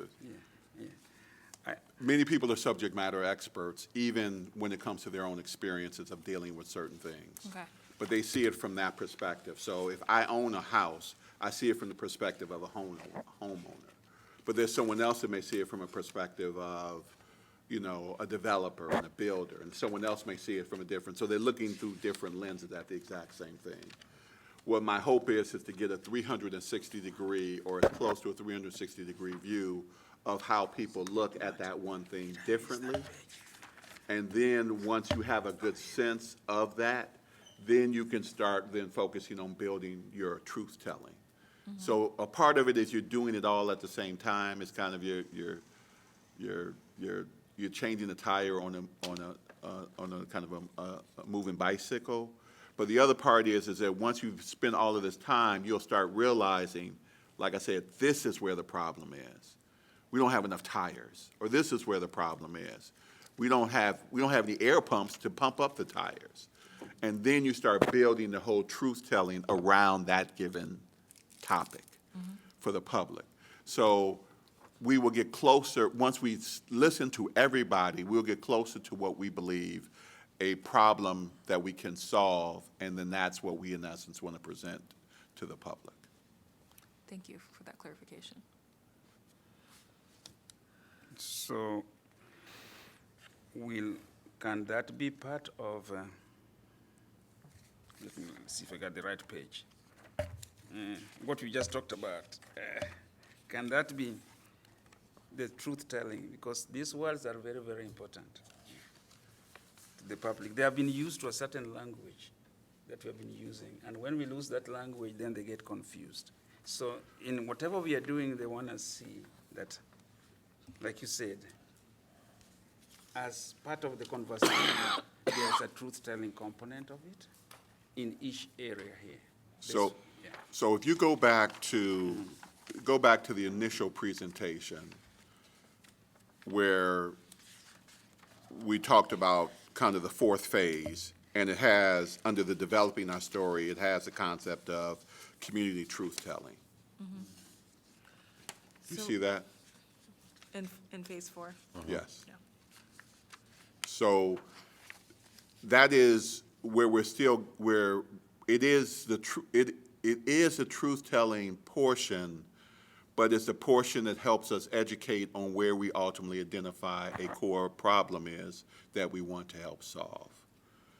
To Commissioner Kiche's point, would it be helpful for people that aren't understanding it like us just to have maybe one long tab that says community truth-telling right here? In the Okay. beginning. Does that make sense? Okay. Yeah, it's difficult because I think that's I just one of those get, buzzwords. these are instruments that we use to, like the methodology we use to deal with our problem. Yeah, and the other ones are subject areas. So here I see community truth-telling, community sponsorship, fact-finding. These are the tools we are using here. And I don't know, yeah. That's what I was thinking, that if, I don't want to lose the word very much, especially given the mandate we have, fact-finding, truth-telling. But I believe at least one of the gatherings, hearings we are having should be about truth-telling. I can tell my story myself. I can give you, I think it's part of the community. When I was having trouble getting a house, my experience, I can tell that. That is truth-telling. And I wanted it to be on the time we are dealing with that topic, then it is clear that maybe one of the gatherings we're going to have is going to be truth-telling. Yeah. I think what you're saying to me is, out of the 4 areas of what we're operating on, there are 2 things that you're looking to have happen. One is kind of this arrow that says that there may be different ways of us having this dialogue. That could be conversation, there could be symposium, there could be conference. And then the other thing that I believe you're telling me is that within these 4 areas, that it incorporates, for example, community truth-telling or systems or expert truth-telling. It encompasses the different layers or the different groups of people that would, in essence, be a part of sharing their truth. Would that be? Yes. Yeah. I get it, yeah. I get it. Yeah. Because as I see your model here, all I need to do is to simulate this. I'm saying I'm projecting it from topic A, I will move to topic B, and repeat the same process. Correct. again. Yes. Gotcha. I get it, but yeah. Anyway, the report is meant for us here to digest. It's not really meant for the public. I don't know, but it's usually public document, yeah. Gotcha. Do we feel good about the presentation now? Yeah. Again, thank you so much, Chad, for putting it together. So I will send it to you. I will send it to Stephanie, and then in the morning when she gets in, then she can send it to everyone. I think that makes sure I don't violate a rule or something. I'm not supposed to talk to you all via text message. I'll work on the email, and I'll try to send that to everyone. If you have a chance to look at it and are not in agreement with something, let me know. If everyone's okay, I'd love to move on to the next agenda item. Great. Is there anyone online that would like to make public comment on the agenda that we just talked about, which was upcoming presentation to City Council? Please raise your hand. Okay, I'm going to go back to agenda item number 6, which was the request for additional funds from City Council. Those were kind of intertwined, but I just want to make sure that nobody had anything specific that they wanted to talk about on that. I will make a note that, as Commissioner Kiche has been saying, we probably need to develop some kind of details for what we're asking for. Is there anyone that wants to champion that, or? I'll take care of it. Okay. And if you need any help, you know who to ask. Thank you for that. Are there any other things we'd like to discuss on this agenda item? What? We are on agenda item number 6. Number 6, yes. Request for Yeah, additional just- funds. I don't know if Stephanie could help with the chart number 1, not very important because everyone knows that information. I was just trying to put it there in case you never find, sometimes you find one of the council members can ask us, where have you spent your money? How have you spent your money? On which things? So that's why I tried to do that. And I used the information Redmond gave us the other time. Yeah, that's all. That's just put in a different way, yeah. I just put it in a Well, different. that's not what you wanted, is it? That's No, that racial is- equity grant. Okay, I just saw Excel and was like, oh, this is it. Here we go. Thank you. Yeah, so It that's. is a lot easier to see. Oops.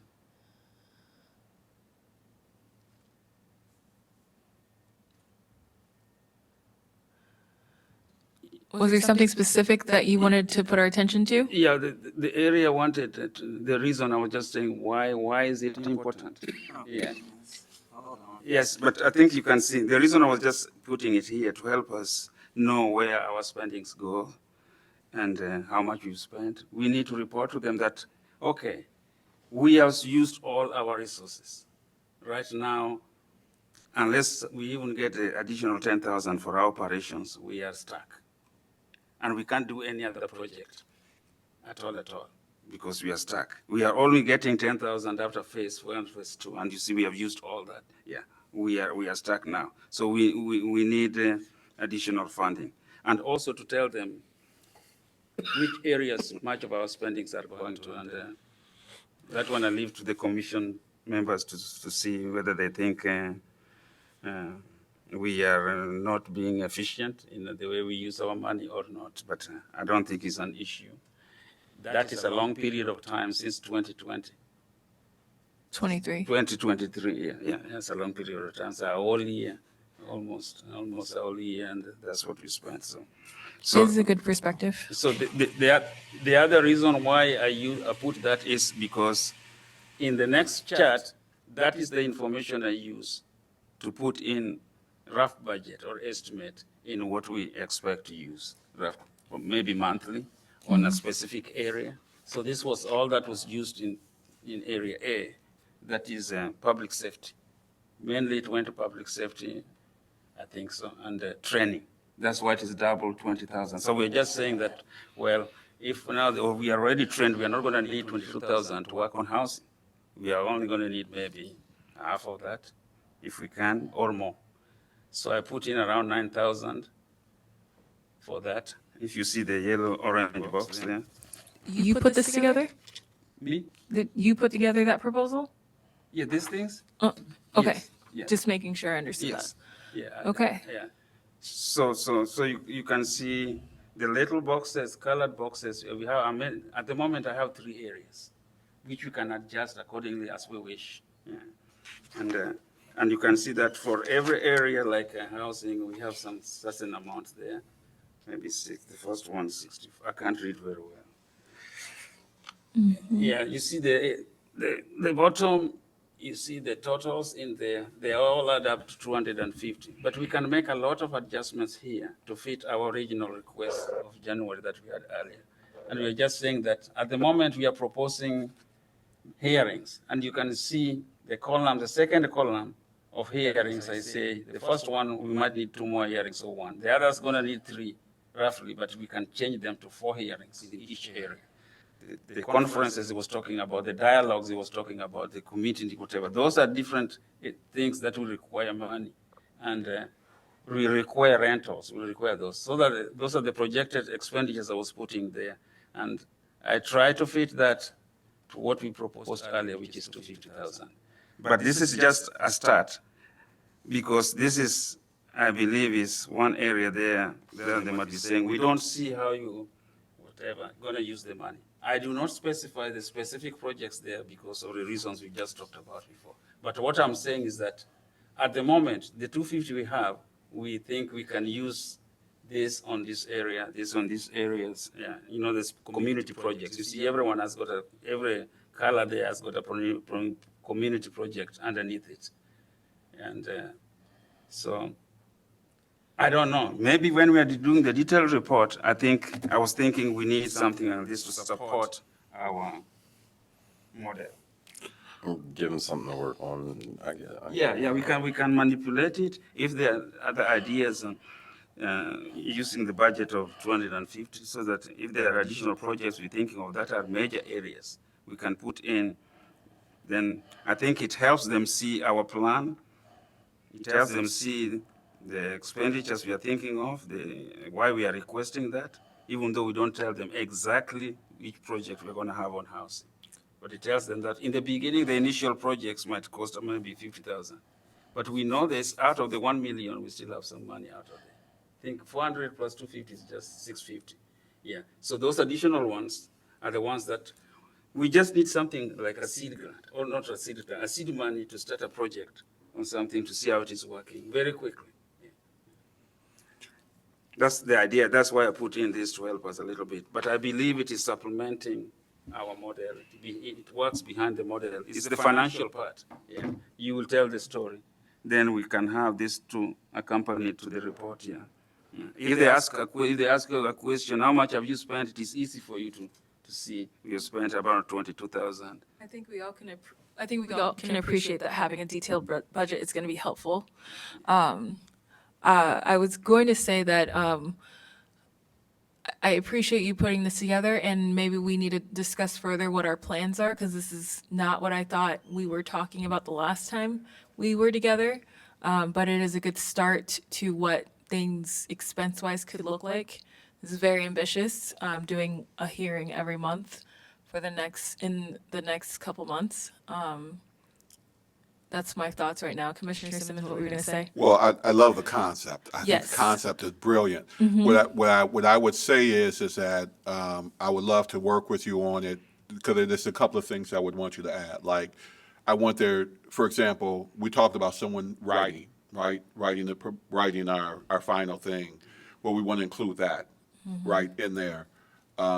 So it's not going to be one of those specific community projects. It's kind of what happened at the end. Or we talked about doing the documentary, right? Well, we want to include that, the documentary. And so we want to make sure that there's something there. So I think if we can take that and mesh it with the timeline, then we can stay vague enough, but more specific of saying this is what our best thinking is of how we would invest the money that we would in essence use. Yes, so as you can see, the yellow line down at the bottom, Yep. all the way down is talking about those things, just that we can't see those things very well. And I don't know how to deal with this technology to make it be legible enough here. Down here, I'm talking about the videography, films, and the things, and we have that proposal down there in there. So But if you open it in your computer, you can see those things here. Right. And the last time we talked, I think I made a point that I think trying to do 4 topics and for the remainder of the year is extraordinarily ambitious. I think we agreed to doing more on what we already have and choosing one other topic, and I think it was housing.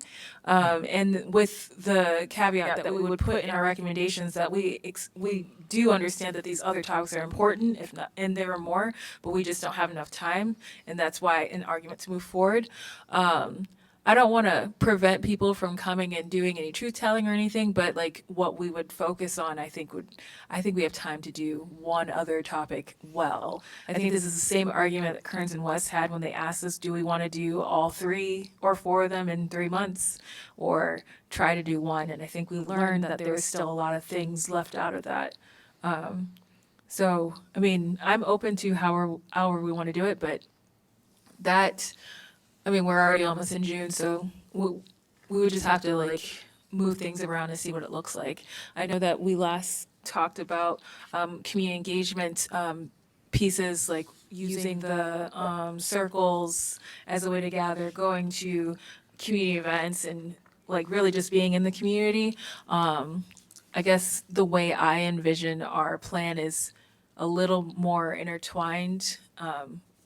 Trying not just specifically being June or July is going to be one topic and then moving on to the next. But again, I say all this to say I am very happy that you put something together because that's not how my brain works. So I appreciate it. Yeah, you're just confusing me a little bit because we just talked about the areas we propose to go talk about these 4 major areas. And now you are saying that we might not talk too much about this. Well, I think what the chair is just simply saying, because I think she's always had this thought about it, which is, we only got so much time. We can only do so much based on the amount of time that we have. We'll do as much as we can do, but we don't. But we want to be careful about being blocked in, committed to doing something that we may not have enough time to do. So the thought is, we still present the 4. We're not committing to them, right? What are the 4? Because we don't have the plan in place. And once we have the plan in place, that's what we're going to be committing to. But what we're going to show them is a holistic plan. And I think we also said, we believe, and I could be wrong, is that we think that there's continued work that needs to be done in another group that can continue to do this work. And here's kind of the pathway that they can work on projects that we may have missed or wasn't able to get to. Right, and I want to emphasize, I think that, Amos, this is really critical that you force us to think like this, right? This is really important. But I also want to say that the story is what's important at this point, to get the city council to say yes, because the bottom line in all this is, we are dead in the water unless we get your support and funding, period. Once we have that, once we know we have that, then there's going to be lots of questions in which we're going to have to do this and think about this hard as to how the money will be spent, depending on how much money they're willing to allocate, and all the rest of that. But I would say, as we're moving forward at this point, it really has to be more about the story, the vision, and to drive home that point that without additional resources, we can go home. So, to everyone's points, because again, I think each piece of this makes sense. What if it's one package and we can take for each topic, we know we're going to need to do the experts, we're going to need to do this, this, and that. We know how much it is, and that's actually the budget. And if we repeat it, then that's how much it's going to cost. And if we repeat it, and then the underlying factors are the people who write, I can't speak right now, it's after 9. The people who are going to write for us, the videographers, that to me helps give a picture that's vague enough to fit everything in the model without the timeline on it. Yeah, I don't have a problem with that. The commission will decide. If you look at each box. Can you scroll it down just a little bit, Yeah, please? just look at. Just so I can. Each No, box. up. Can you scroll Just up? pick any one of the box, yellow or orange. There we go. And try to make it big if possible. Underneath down there, sometimes On the bottom corner, Is that you 14,000? can increase the percentage a little bit on, and then you'll see that I am having allocations for operations, regular operations is 9,000. Then I'm saying there's operations on truth-telling. Then we have expenditures, facilitator. You can see the bottom one is the facilitator, I think, and yeah.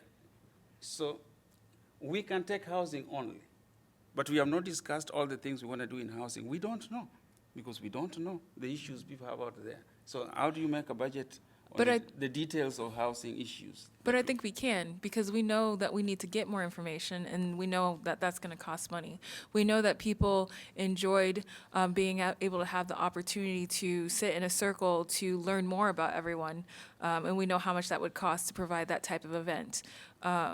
We know that there's a lot more to learn, and we don't have to have extreme details, but we have some details. I could be wrong. So this is not different from model Chad has, where he talks about, it's not different. Yeah, it's just their figures, they don't talk. This is not different from this one, where we have topic A. Topic A is the initial one. Chad does not go to say topic B, C down here, but it's the same thing. All I'm doing was putting dollar values in these areas. That's all I Yes. was doing. But you have an issue, will we be able really to do those other projects? And that's the question we can ask of the model too and other things. The model is a concept, but the concept must be followed with something that tells them that we're really trying hard to do this. I don't want to suggest to them, oh, we have already decided we're just going to do housing. They will say, we are not going to give you that money. Like now they're going to say, so you want to allocate $250,000 on projects of law enforcement and housing only. I don't know. I think they will see that we are not probably committed to the mandates as they gave us something here that we agreed to, we really want to do to explore all issues. The community can complain, you have 1 million to work on these issues. And then later, within a few months, you're going to be complaining, oh, nobody's paying attention to us. You are given an opportunity to talk about it with the community, and you did not talk about education. You did not talk about small business development issues. So to me, personally, I see that is usually a challenge to me, the way I think. Yeah, I try my best until I'm really complete I can't do. And I try to do the minimum in all the areas so that I can be able to speak to housing, be able to speak to issues of education in our schools in here and other things. Yeah. I know it is very tough, and that's why I was thinking. Can I interrupt? I'm sorry. I feel like it's not tough. It's impossible. I feel like what you're asking for us to do is close to not reasonable, because it took 400 years to get here, and you're saying that people are going to complain about us not getting onto topics within a year of trying to do this. That seems like an unjust amount of pressure to put on ourselves to complete an impossible task. I think that housing and issues with public safety and education and everything else are large issues that we could spend years, if not decades, doing the same work to try to heal everything. I can't, I would have to push back on anyone saying that we're not doing enough. That's what it sounds like you're saying the public would say when we're trying to build foundations right now. Am I misunderstanding what you're saying? I'm getting your proposition and your suggestions, given the limitations we have. And so all these thoughts we are having about the limitations of capacity is like the people who designed this charter for us were not thinking like that. They were just giving an insurmountable task. They did not believe we should be talking about this. They could have probably said, we are having this problem, law enforcement, public safety, have a commission on that. Simply that only. The other things will come another time. We are pushing them back than to telling them that you overfed us or you angered us by giving us all these areas to work on that pertain to social injustices and other things and like that. So, and right now you are also telling the public, the community, that we as the commission seem to know where they're hurting better, more than others. We seem to know what? Where they hurt more, in which areas they hurt more in our model there. So we are telling them, well, we only want to talk about public safety and housing, but somebody will say, we have problems these other areas too. Yeah. So we have decided then for them as the commission that these are the areas that they seem to. How do we know? They can say, how did you know that? Because here we voted to choose point A, point B, and C and D. We voted for those things in the commission. I was not part of the vote at that time, but you voted. The other members of the group voted for that. And that's why I was saying, if we try to do a little bit more, it's tough, but that's how I was thinking. But I think it's an issue of capacity in terms of time that we have. And I just don't know how the public will fail, how the city will fail at the same time. And we are putting ourselves in a situation where they will say, the amount of work you've done is just going to be the few thousands here, the 400 the staff has, the facilitators used, and maybe an additional one. And they will just work on one area only, maybe public safety, and that's it. And the rest of the money will go back. I guess And the commission can, the community can blame us for that. I guess I'm misunderstanding, because one of the recommendations I thought we all agreed on is that we believe that this is a commission that needs to continue to live, and the work will not be done this year or next year or the year after. I mean, this is something I feel like several of us have worked on our entire lives in some capacity, except for, and being a part of the communities that this is affecting most. So I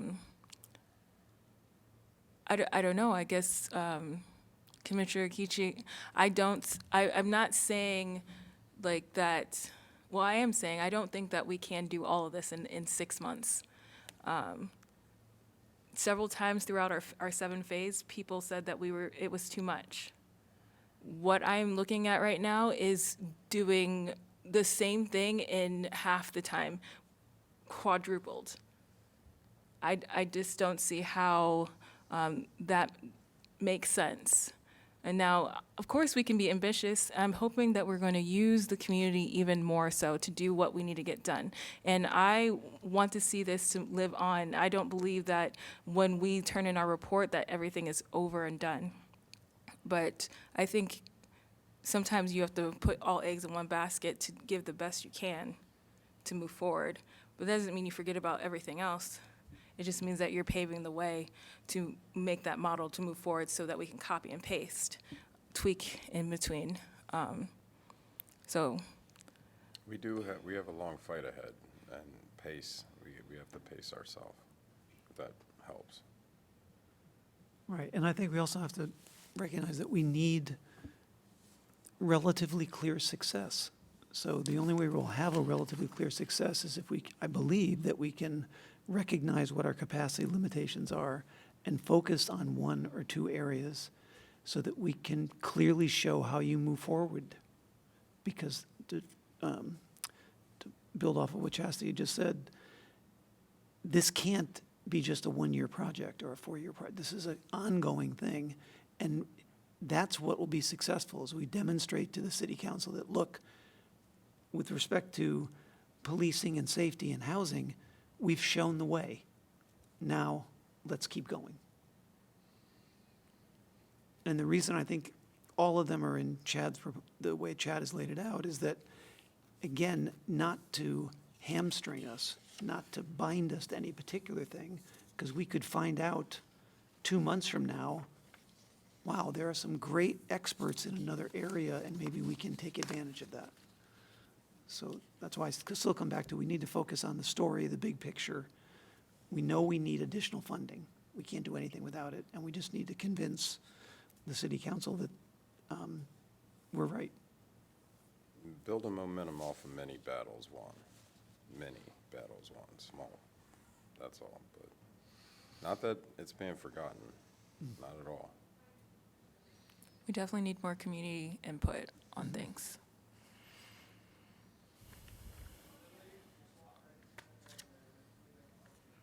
Well, what I would say from the feelings I'm getting is that, and this is public, this is public, is that the majority of the commissioners are not feeling like we are going to complete these 4 or 3 areas. I mean, not this year. I don't see how we're going to, we're not even completed with the public safety. What if we, and maybe this is the reason why we are having the 4 areas, we have an extension. A what? An extension, or they make it continuous for another couple of months. Because you are going to ask for the continuation of this. I think that was a recommendation, and we have been talking about this for some time. So are these the additional ones you'll be working on? Is that the argument we are going to have? We can only do 1 or 2. And if you give it an extension of the commission or make it permanent, then they will be looking on this area. They're going to use the methodologies, the approaches we have used before to give to you the recommendations that help you talk to the community, give projects to the community, let them voice what they want to do in the community. So that's what I'm getting from you, that we are telling them that we are going to ask for time again for the other projects. It doesn't mean that I have to continue to be in the commission, but somebody else will be in the commission to carry on with the thing we have started. That argument makes sense to me, yeah. Yeah, absolutely. I think the challenge that we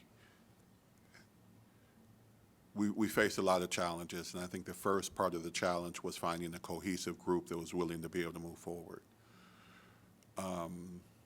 And our battles have been more productive than destructive. I also believe that we know that like 400 years of creation takes more than 4 years of, 400 years of destruction takes more than 4 years of putting this together if you start from where we began. So I think that is something that we should applaud ourselves with. But there are 2 things that I would ask that to me that I think about. One is we spend $400,000 on consultants. I would like to spend $400,000 on community. Bottom line, if $400,000 goes into the pocket of community, most of them would be excited because they would get something out of this overall thing that we're doing. Not just a motto, but they would get something that they would feel proud of. And maybe they're not going to give us $400,000 because we didn't ask for $400,000. But that's the concept is that they get something that would be proud of. I think the other thing is, I do not believe that everyone in the city council really understands what they were asking us to do. If they truly understood what they're asking us to do, they would understand why this project is more important now with all of the adjustments and changes that have happened from the state that are happening, that it is more important now to expand your resources when people are trying to take resources away from you. And the way you do that is bringing community. That if you get community to truly be involved and engage, we can solve any problem that is put in front of us. But normally, there's always a small group, the elected few, and the employees that set rules that in many cases don't work for us. And I think that if we can show them that the concept of innovation, if they really lean into it, that we can make Iowa City one of the premier living environments, that the 2030 project that they talked about, that we're really in the center of that.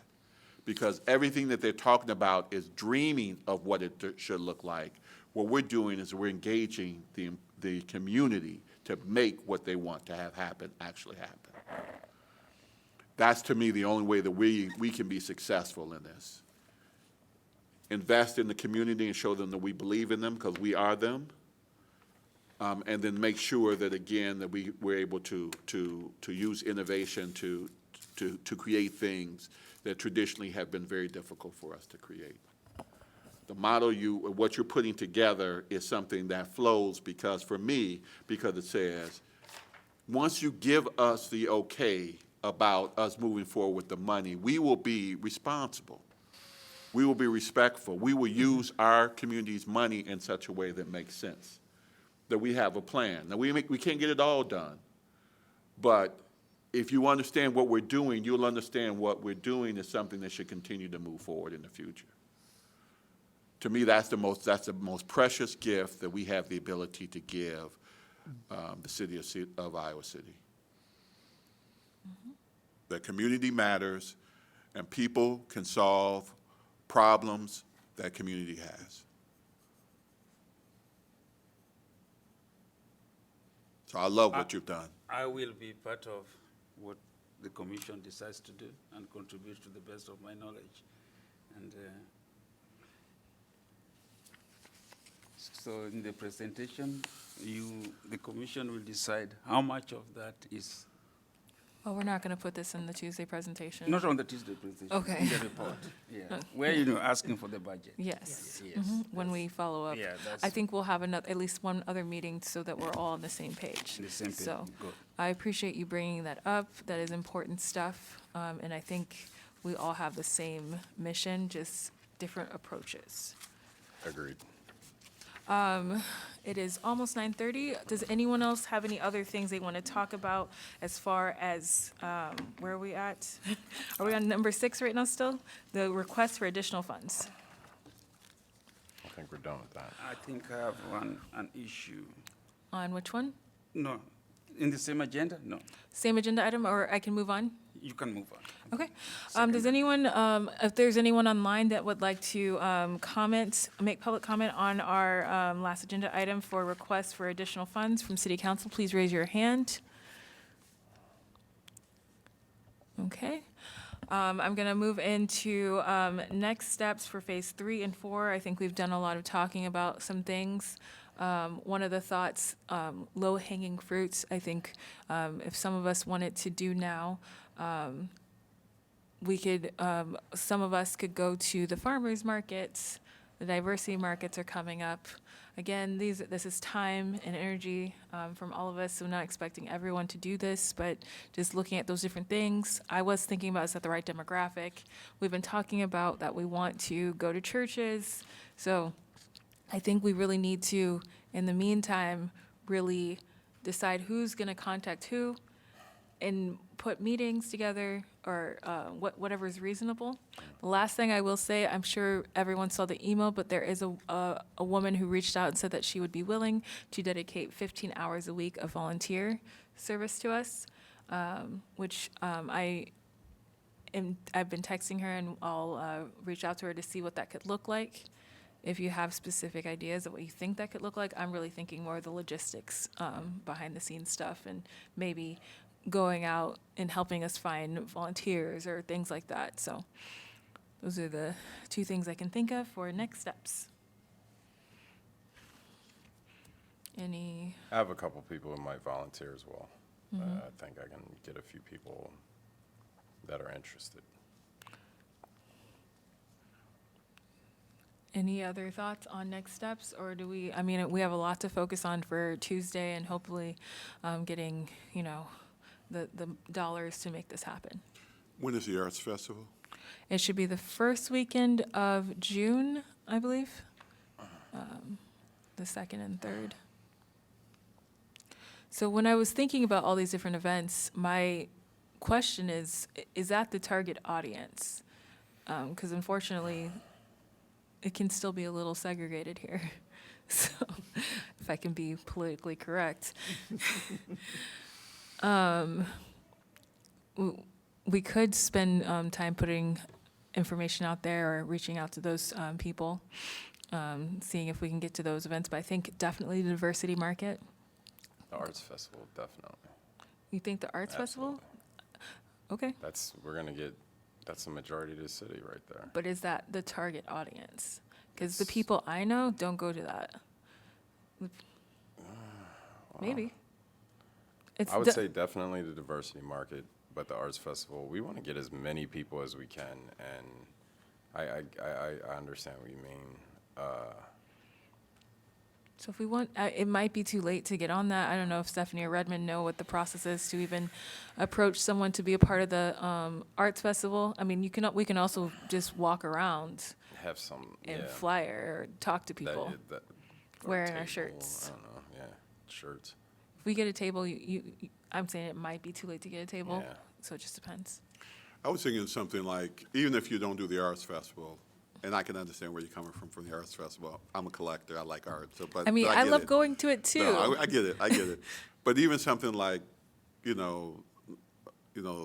4th of July, the, Independence Day celebration, or, leveraging or working with, minority businesses, right? A lot of them do vending during that period of time. Are there something that we can do to highlight their businesses? Can we gather information? Can we do videos of them and why they do this and what's happening? So there are some things that we could do just during a time.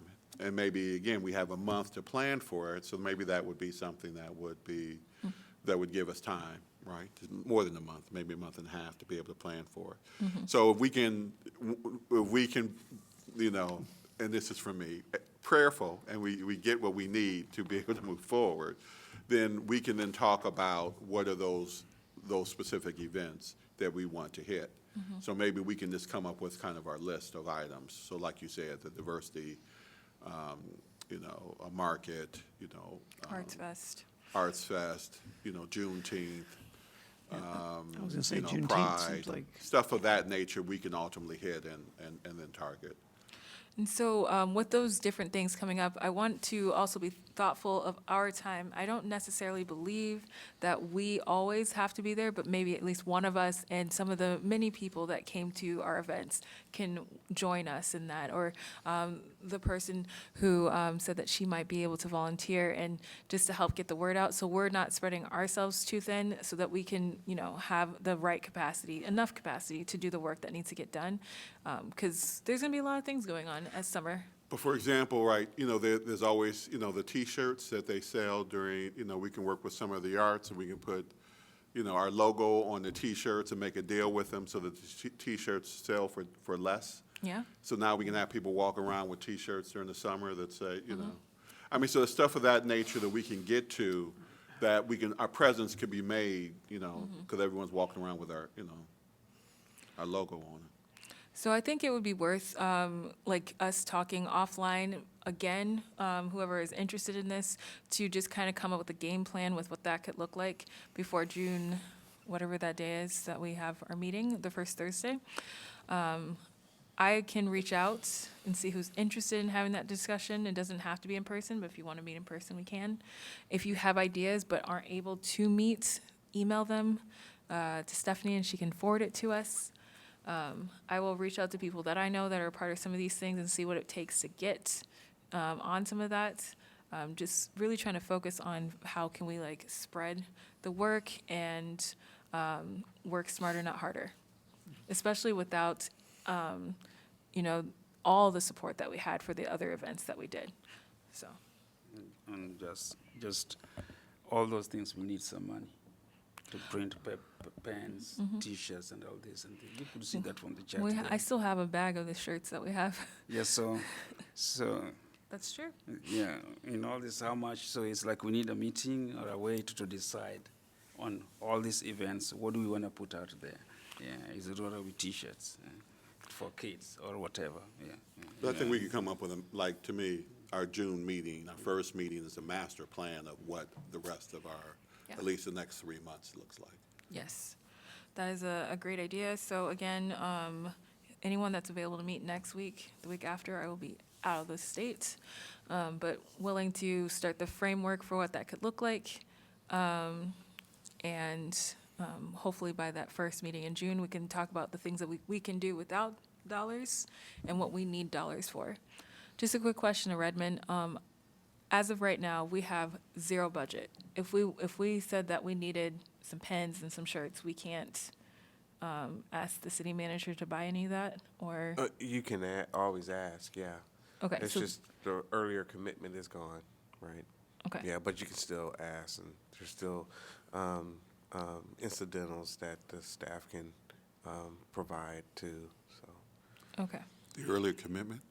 The earlier commitment of phase 1, phase 2 is also past 9:30, so I'm starting to drift. But yeah, Minus the money that you're going to help us get back.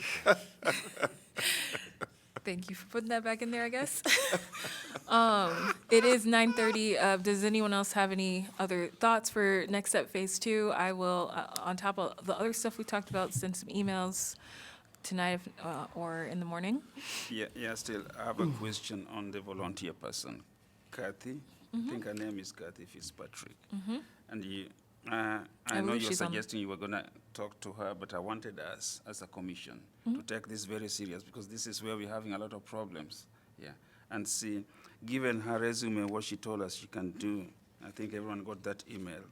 I think she's online right now, too. Yeah, she is somebody who can really help us a lot and fill in the areas. She will come in and deal with some of the issues we are having in here to make sure certain things are done, or maybe just keeping records and reminding us about certain things in here. So, Would you like to join a call with her? To talk with her about some of the things I wanted the commission to make a decision, on, her volunteer status, if she can. We have to agree as a commission whether we can accommodate her and other volunteers. You're talking of other volunteers, and those ones, we allow all volunteers. They don't have to go through the commission to do certain things. But this is a volunteer who is going to be looking at our data, our information, and the people we talk to. It's different from somebody going to help us distribute T-shirts and pens. Those Okay. are very different. Yeah. This is somebody who's going to know everything I know, everything you know about the commission.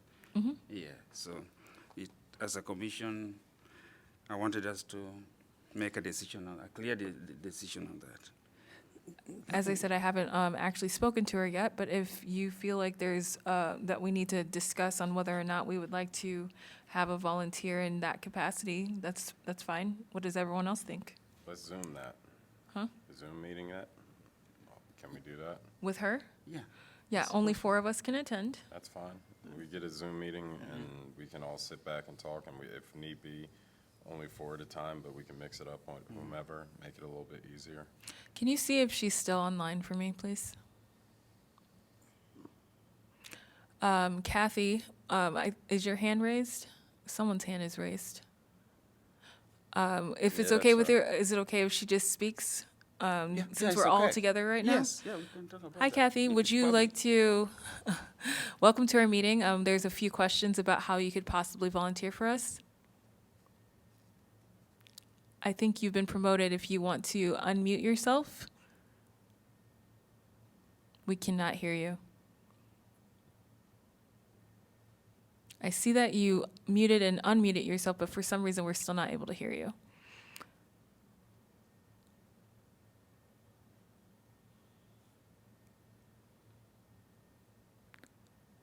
Unfortunately, we still can't hear you. Maybe if you wanted to log in and out. Log out and then back in. I'm sorry.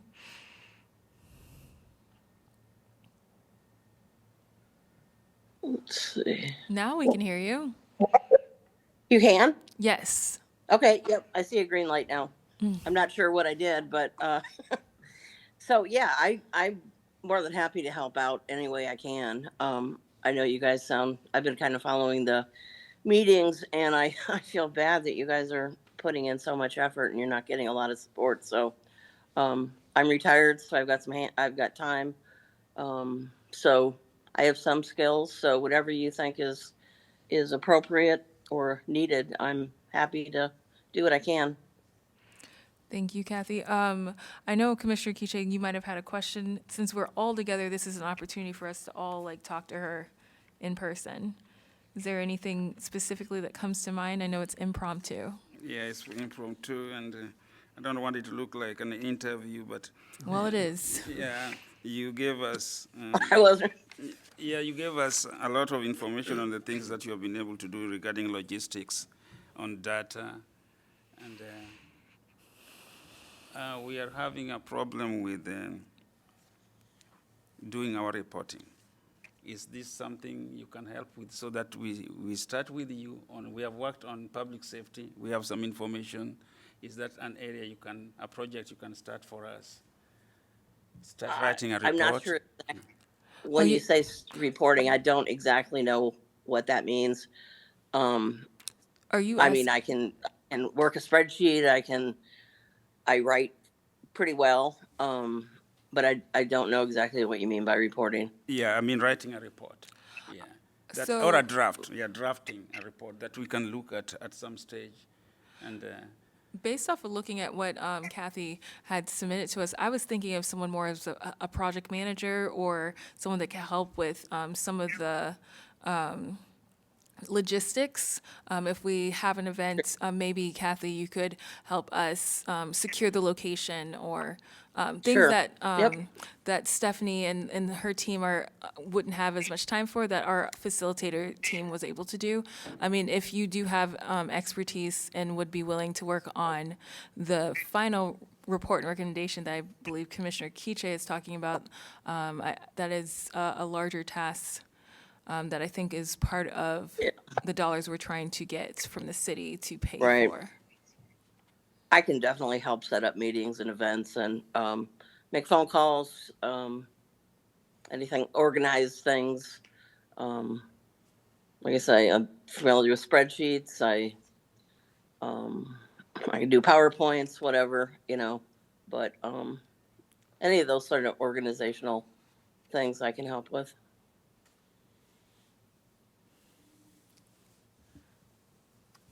Does anyone else have any questions? Or another question, in case a position of that nature is put out there by the city. We talked about this at the time. We had a lot of uncertainties for payment. Would you be willing to apply, or that's something you cannot commit to? I wouldn't want to commit to that right now. It would. I'm retired. It would depend on how many hours and what the circumstances were. So for right now, I wouldn't want to go there. But I'm definitely willing to volunteer. Okay. So I want to thank you so much for reaching out to us and offering your volunteer services. I think as fellow commissioners said that, how about afterwards, I'll email you back or call you and we'll set up a Zoom just to talk further about what it could look like as a team so we can all agree on what would work best for both of us. Sure, that works for me. By the way, the diversity market I don't think is going to be running this year. Okay. Good to I know. think they canceled that for this year. There is a Latino Fest this summer, though. Okay, good to know. Thank you for that information. Does anyone else have any other questions that we should all hear the answer to for Kathy right now? Not at the time. I don't have any questions, but I just want to again express my gratitude for you reaching out and offering to help out. I really appreciate that. Yeah, me too. I appreciate Cassie. Commissioner Kiche, do you have anything else? No, nothing much. Just to thank you. When I got that email, I think I was excited, and I could see some of the things you have been involved in and things that we're having problems with. And if you can start us off, even if you get a facilitator, we'll know we are somewhere. So to continue with the projects in issues of management, collecting data, and summarizing them to us in a way that will help us make recommendations. Because we can be doing tons and tons of things, and they're just piling up somewhere. We are not doing anything with them. We can generate a lot of information, but if we are not synthesizing them or putting them in a format that helps us in the future, we are just doing a disservice. And by the time we will need that data, we will be exhausted. One of the commissioners shall have said, I'm gone, I'm done.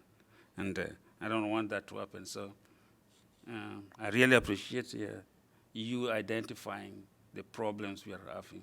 And I know there are other community members like you out there, and if they're willing to volunteer in certain areas that we are missing in, we really appreciate, especially in the topics we're going to have in the near future here, housing. Thank you, Kathy. Again, thank you so much. I think that's all we need for right now. We'll follow up after this meeting. Fellow commissioners, do we need a vote, or are we okay with moving forward on just exploring what this relationship could be? I don't know, Redmond, you can give, if you're going to vote, it probably should have been a lot more specific on the agenda. Okay. I just think for transparency for the public, you certainly can discuss it all you want, but if you want to take a formal vote, I guess my suggestion would This be is to what I wait. was saying. Do at we Zoom have to meeting, vote? though. I mean, that's up to you. Commissioner Kichi had indicated that he felt there should be, so, which is fine, but I just think that it could have been clearer on the agenda if that was Yeah, the this is intent. I impromptu. think a quick Zoom meeting to talk a little bit further would make a lot more sense, and then after that, we can make the decision, make votes and everything like that. But for right now, I feel like, just for one, thank you again. This is Commissioner Johnson saying thank you, and we can speak in the future so we can get a little bit better acquainted. Yes. So again, I'm gathering that Commissioner Cliff and Amos would like to join this. Is there anyone else that would like to join in on this? I'll put it together and we'll try to meet in the next week. Yeah. Well, thank you again, Commissioner Kiche, for prompting us to think about that in that way. I appreciate it. Are there any other things for next steps for phase 3 and 4? All right. Is there anyone online that would like to comment, make public comment on agenda item number 8? Please raise your hand. Okay, I'm going to go to announcements of commissioners.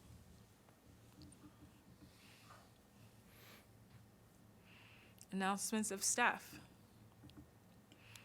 None? Okay, I move to adjourn. Second. Thank you.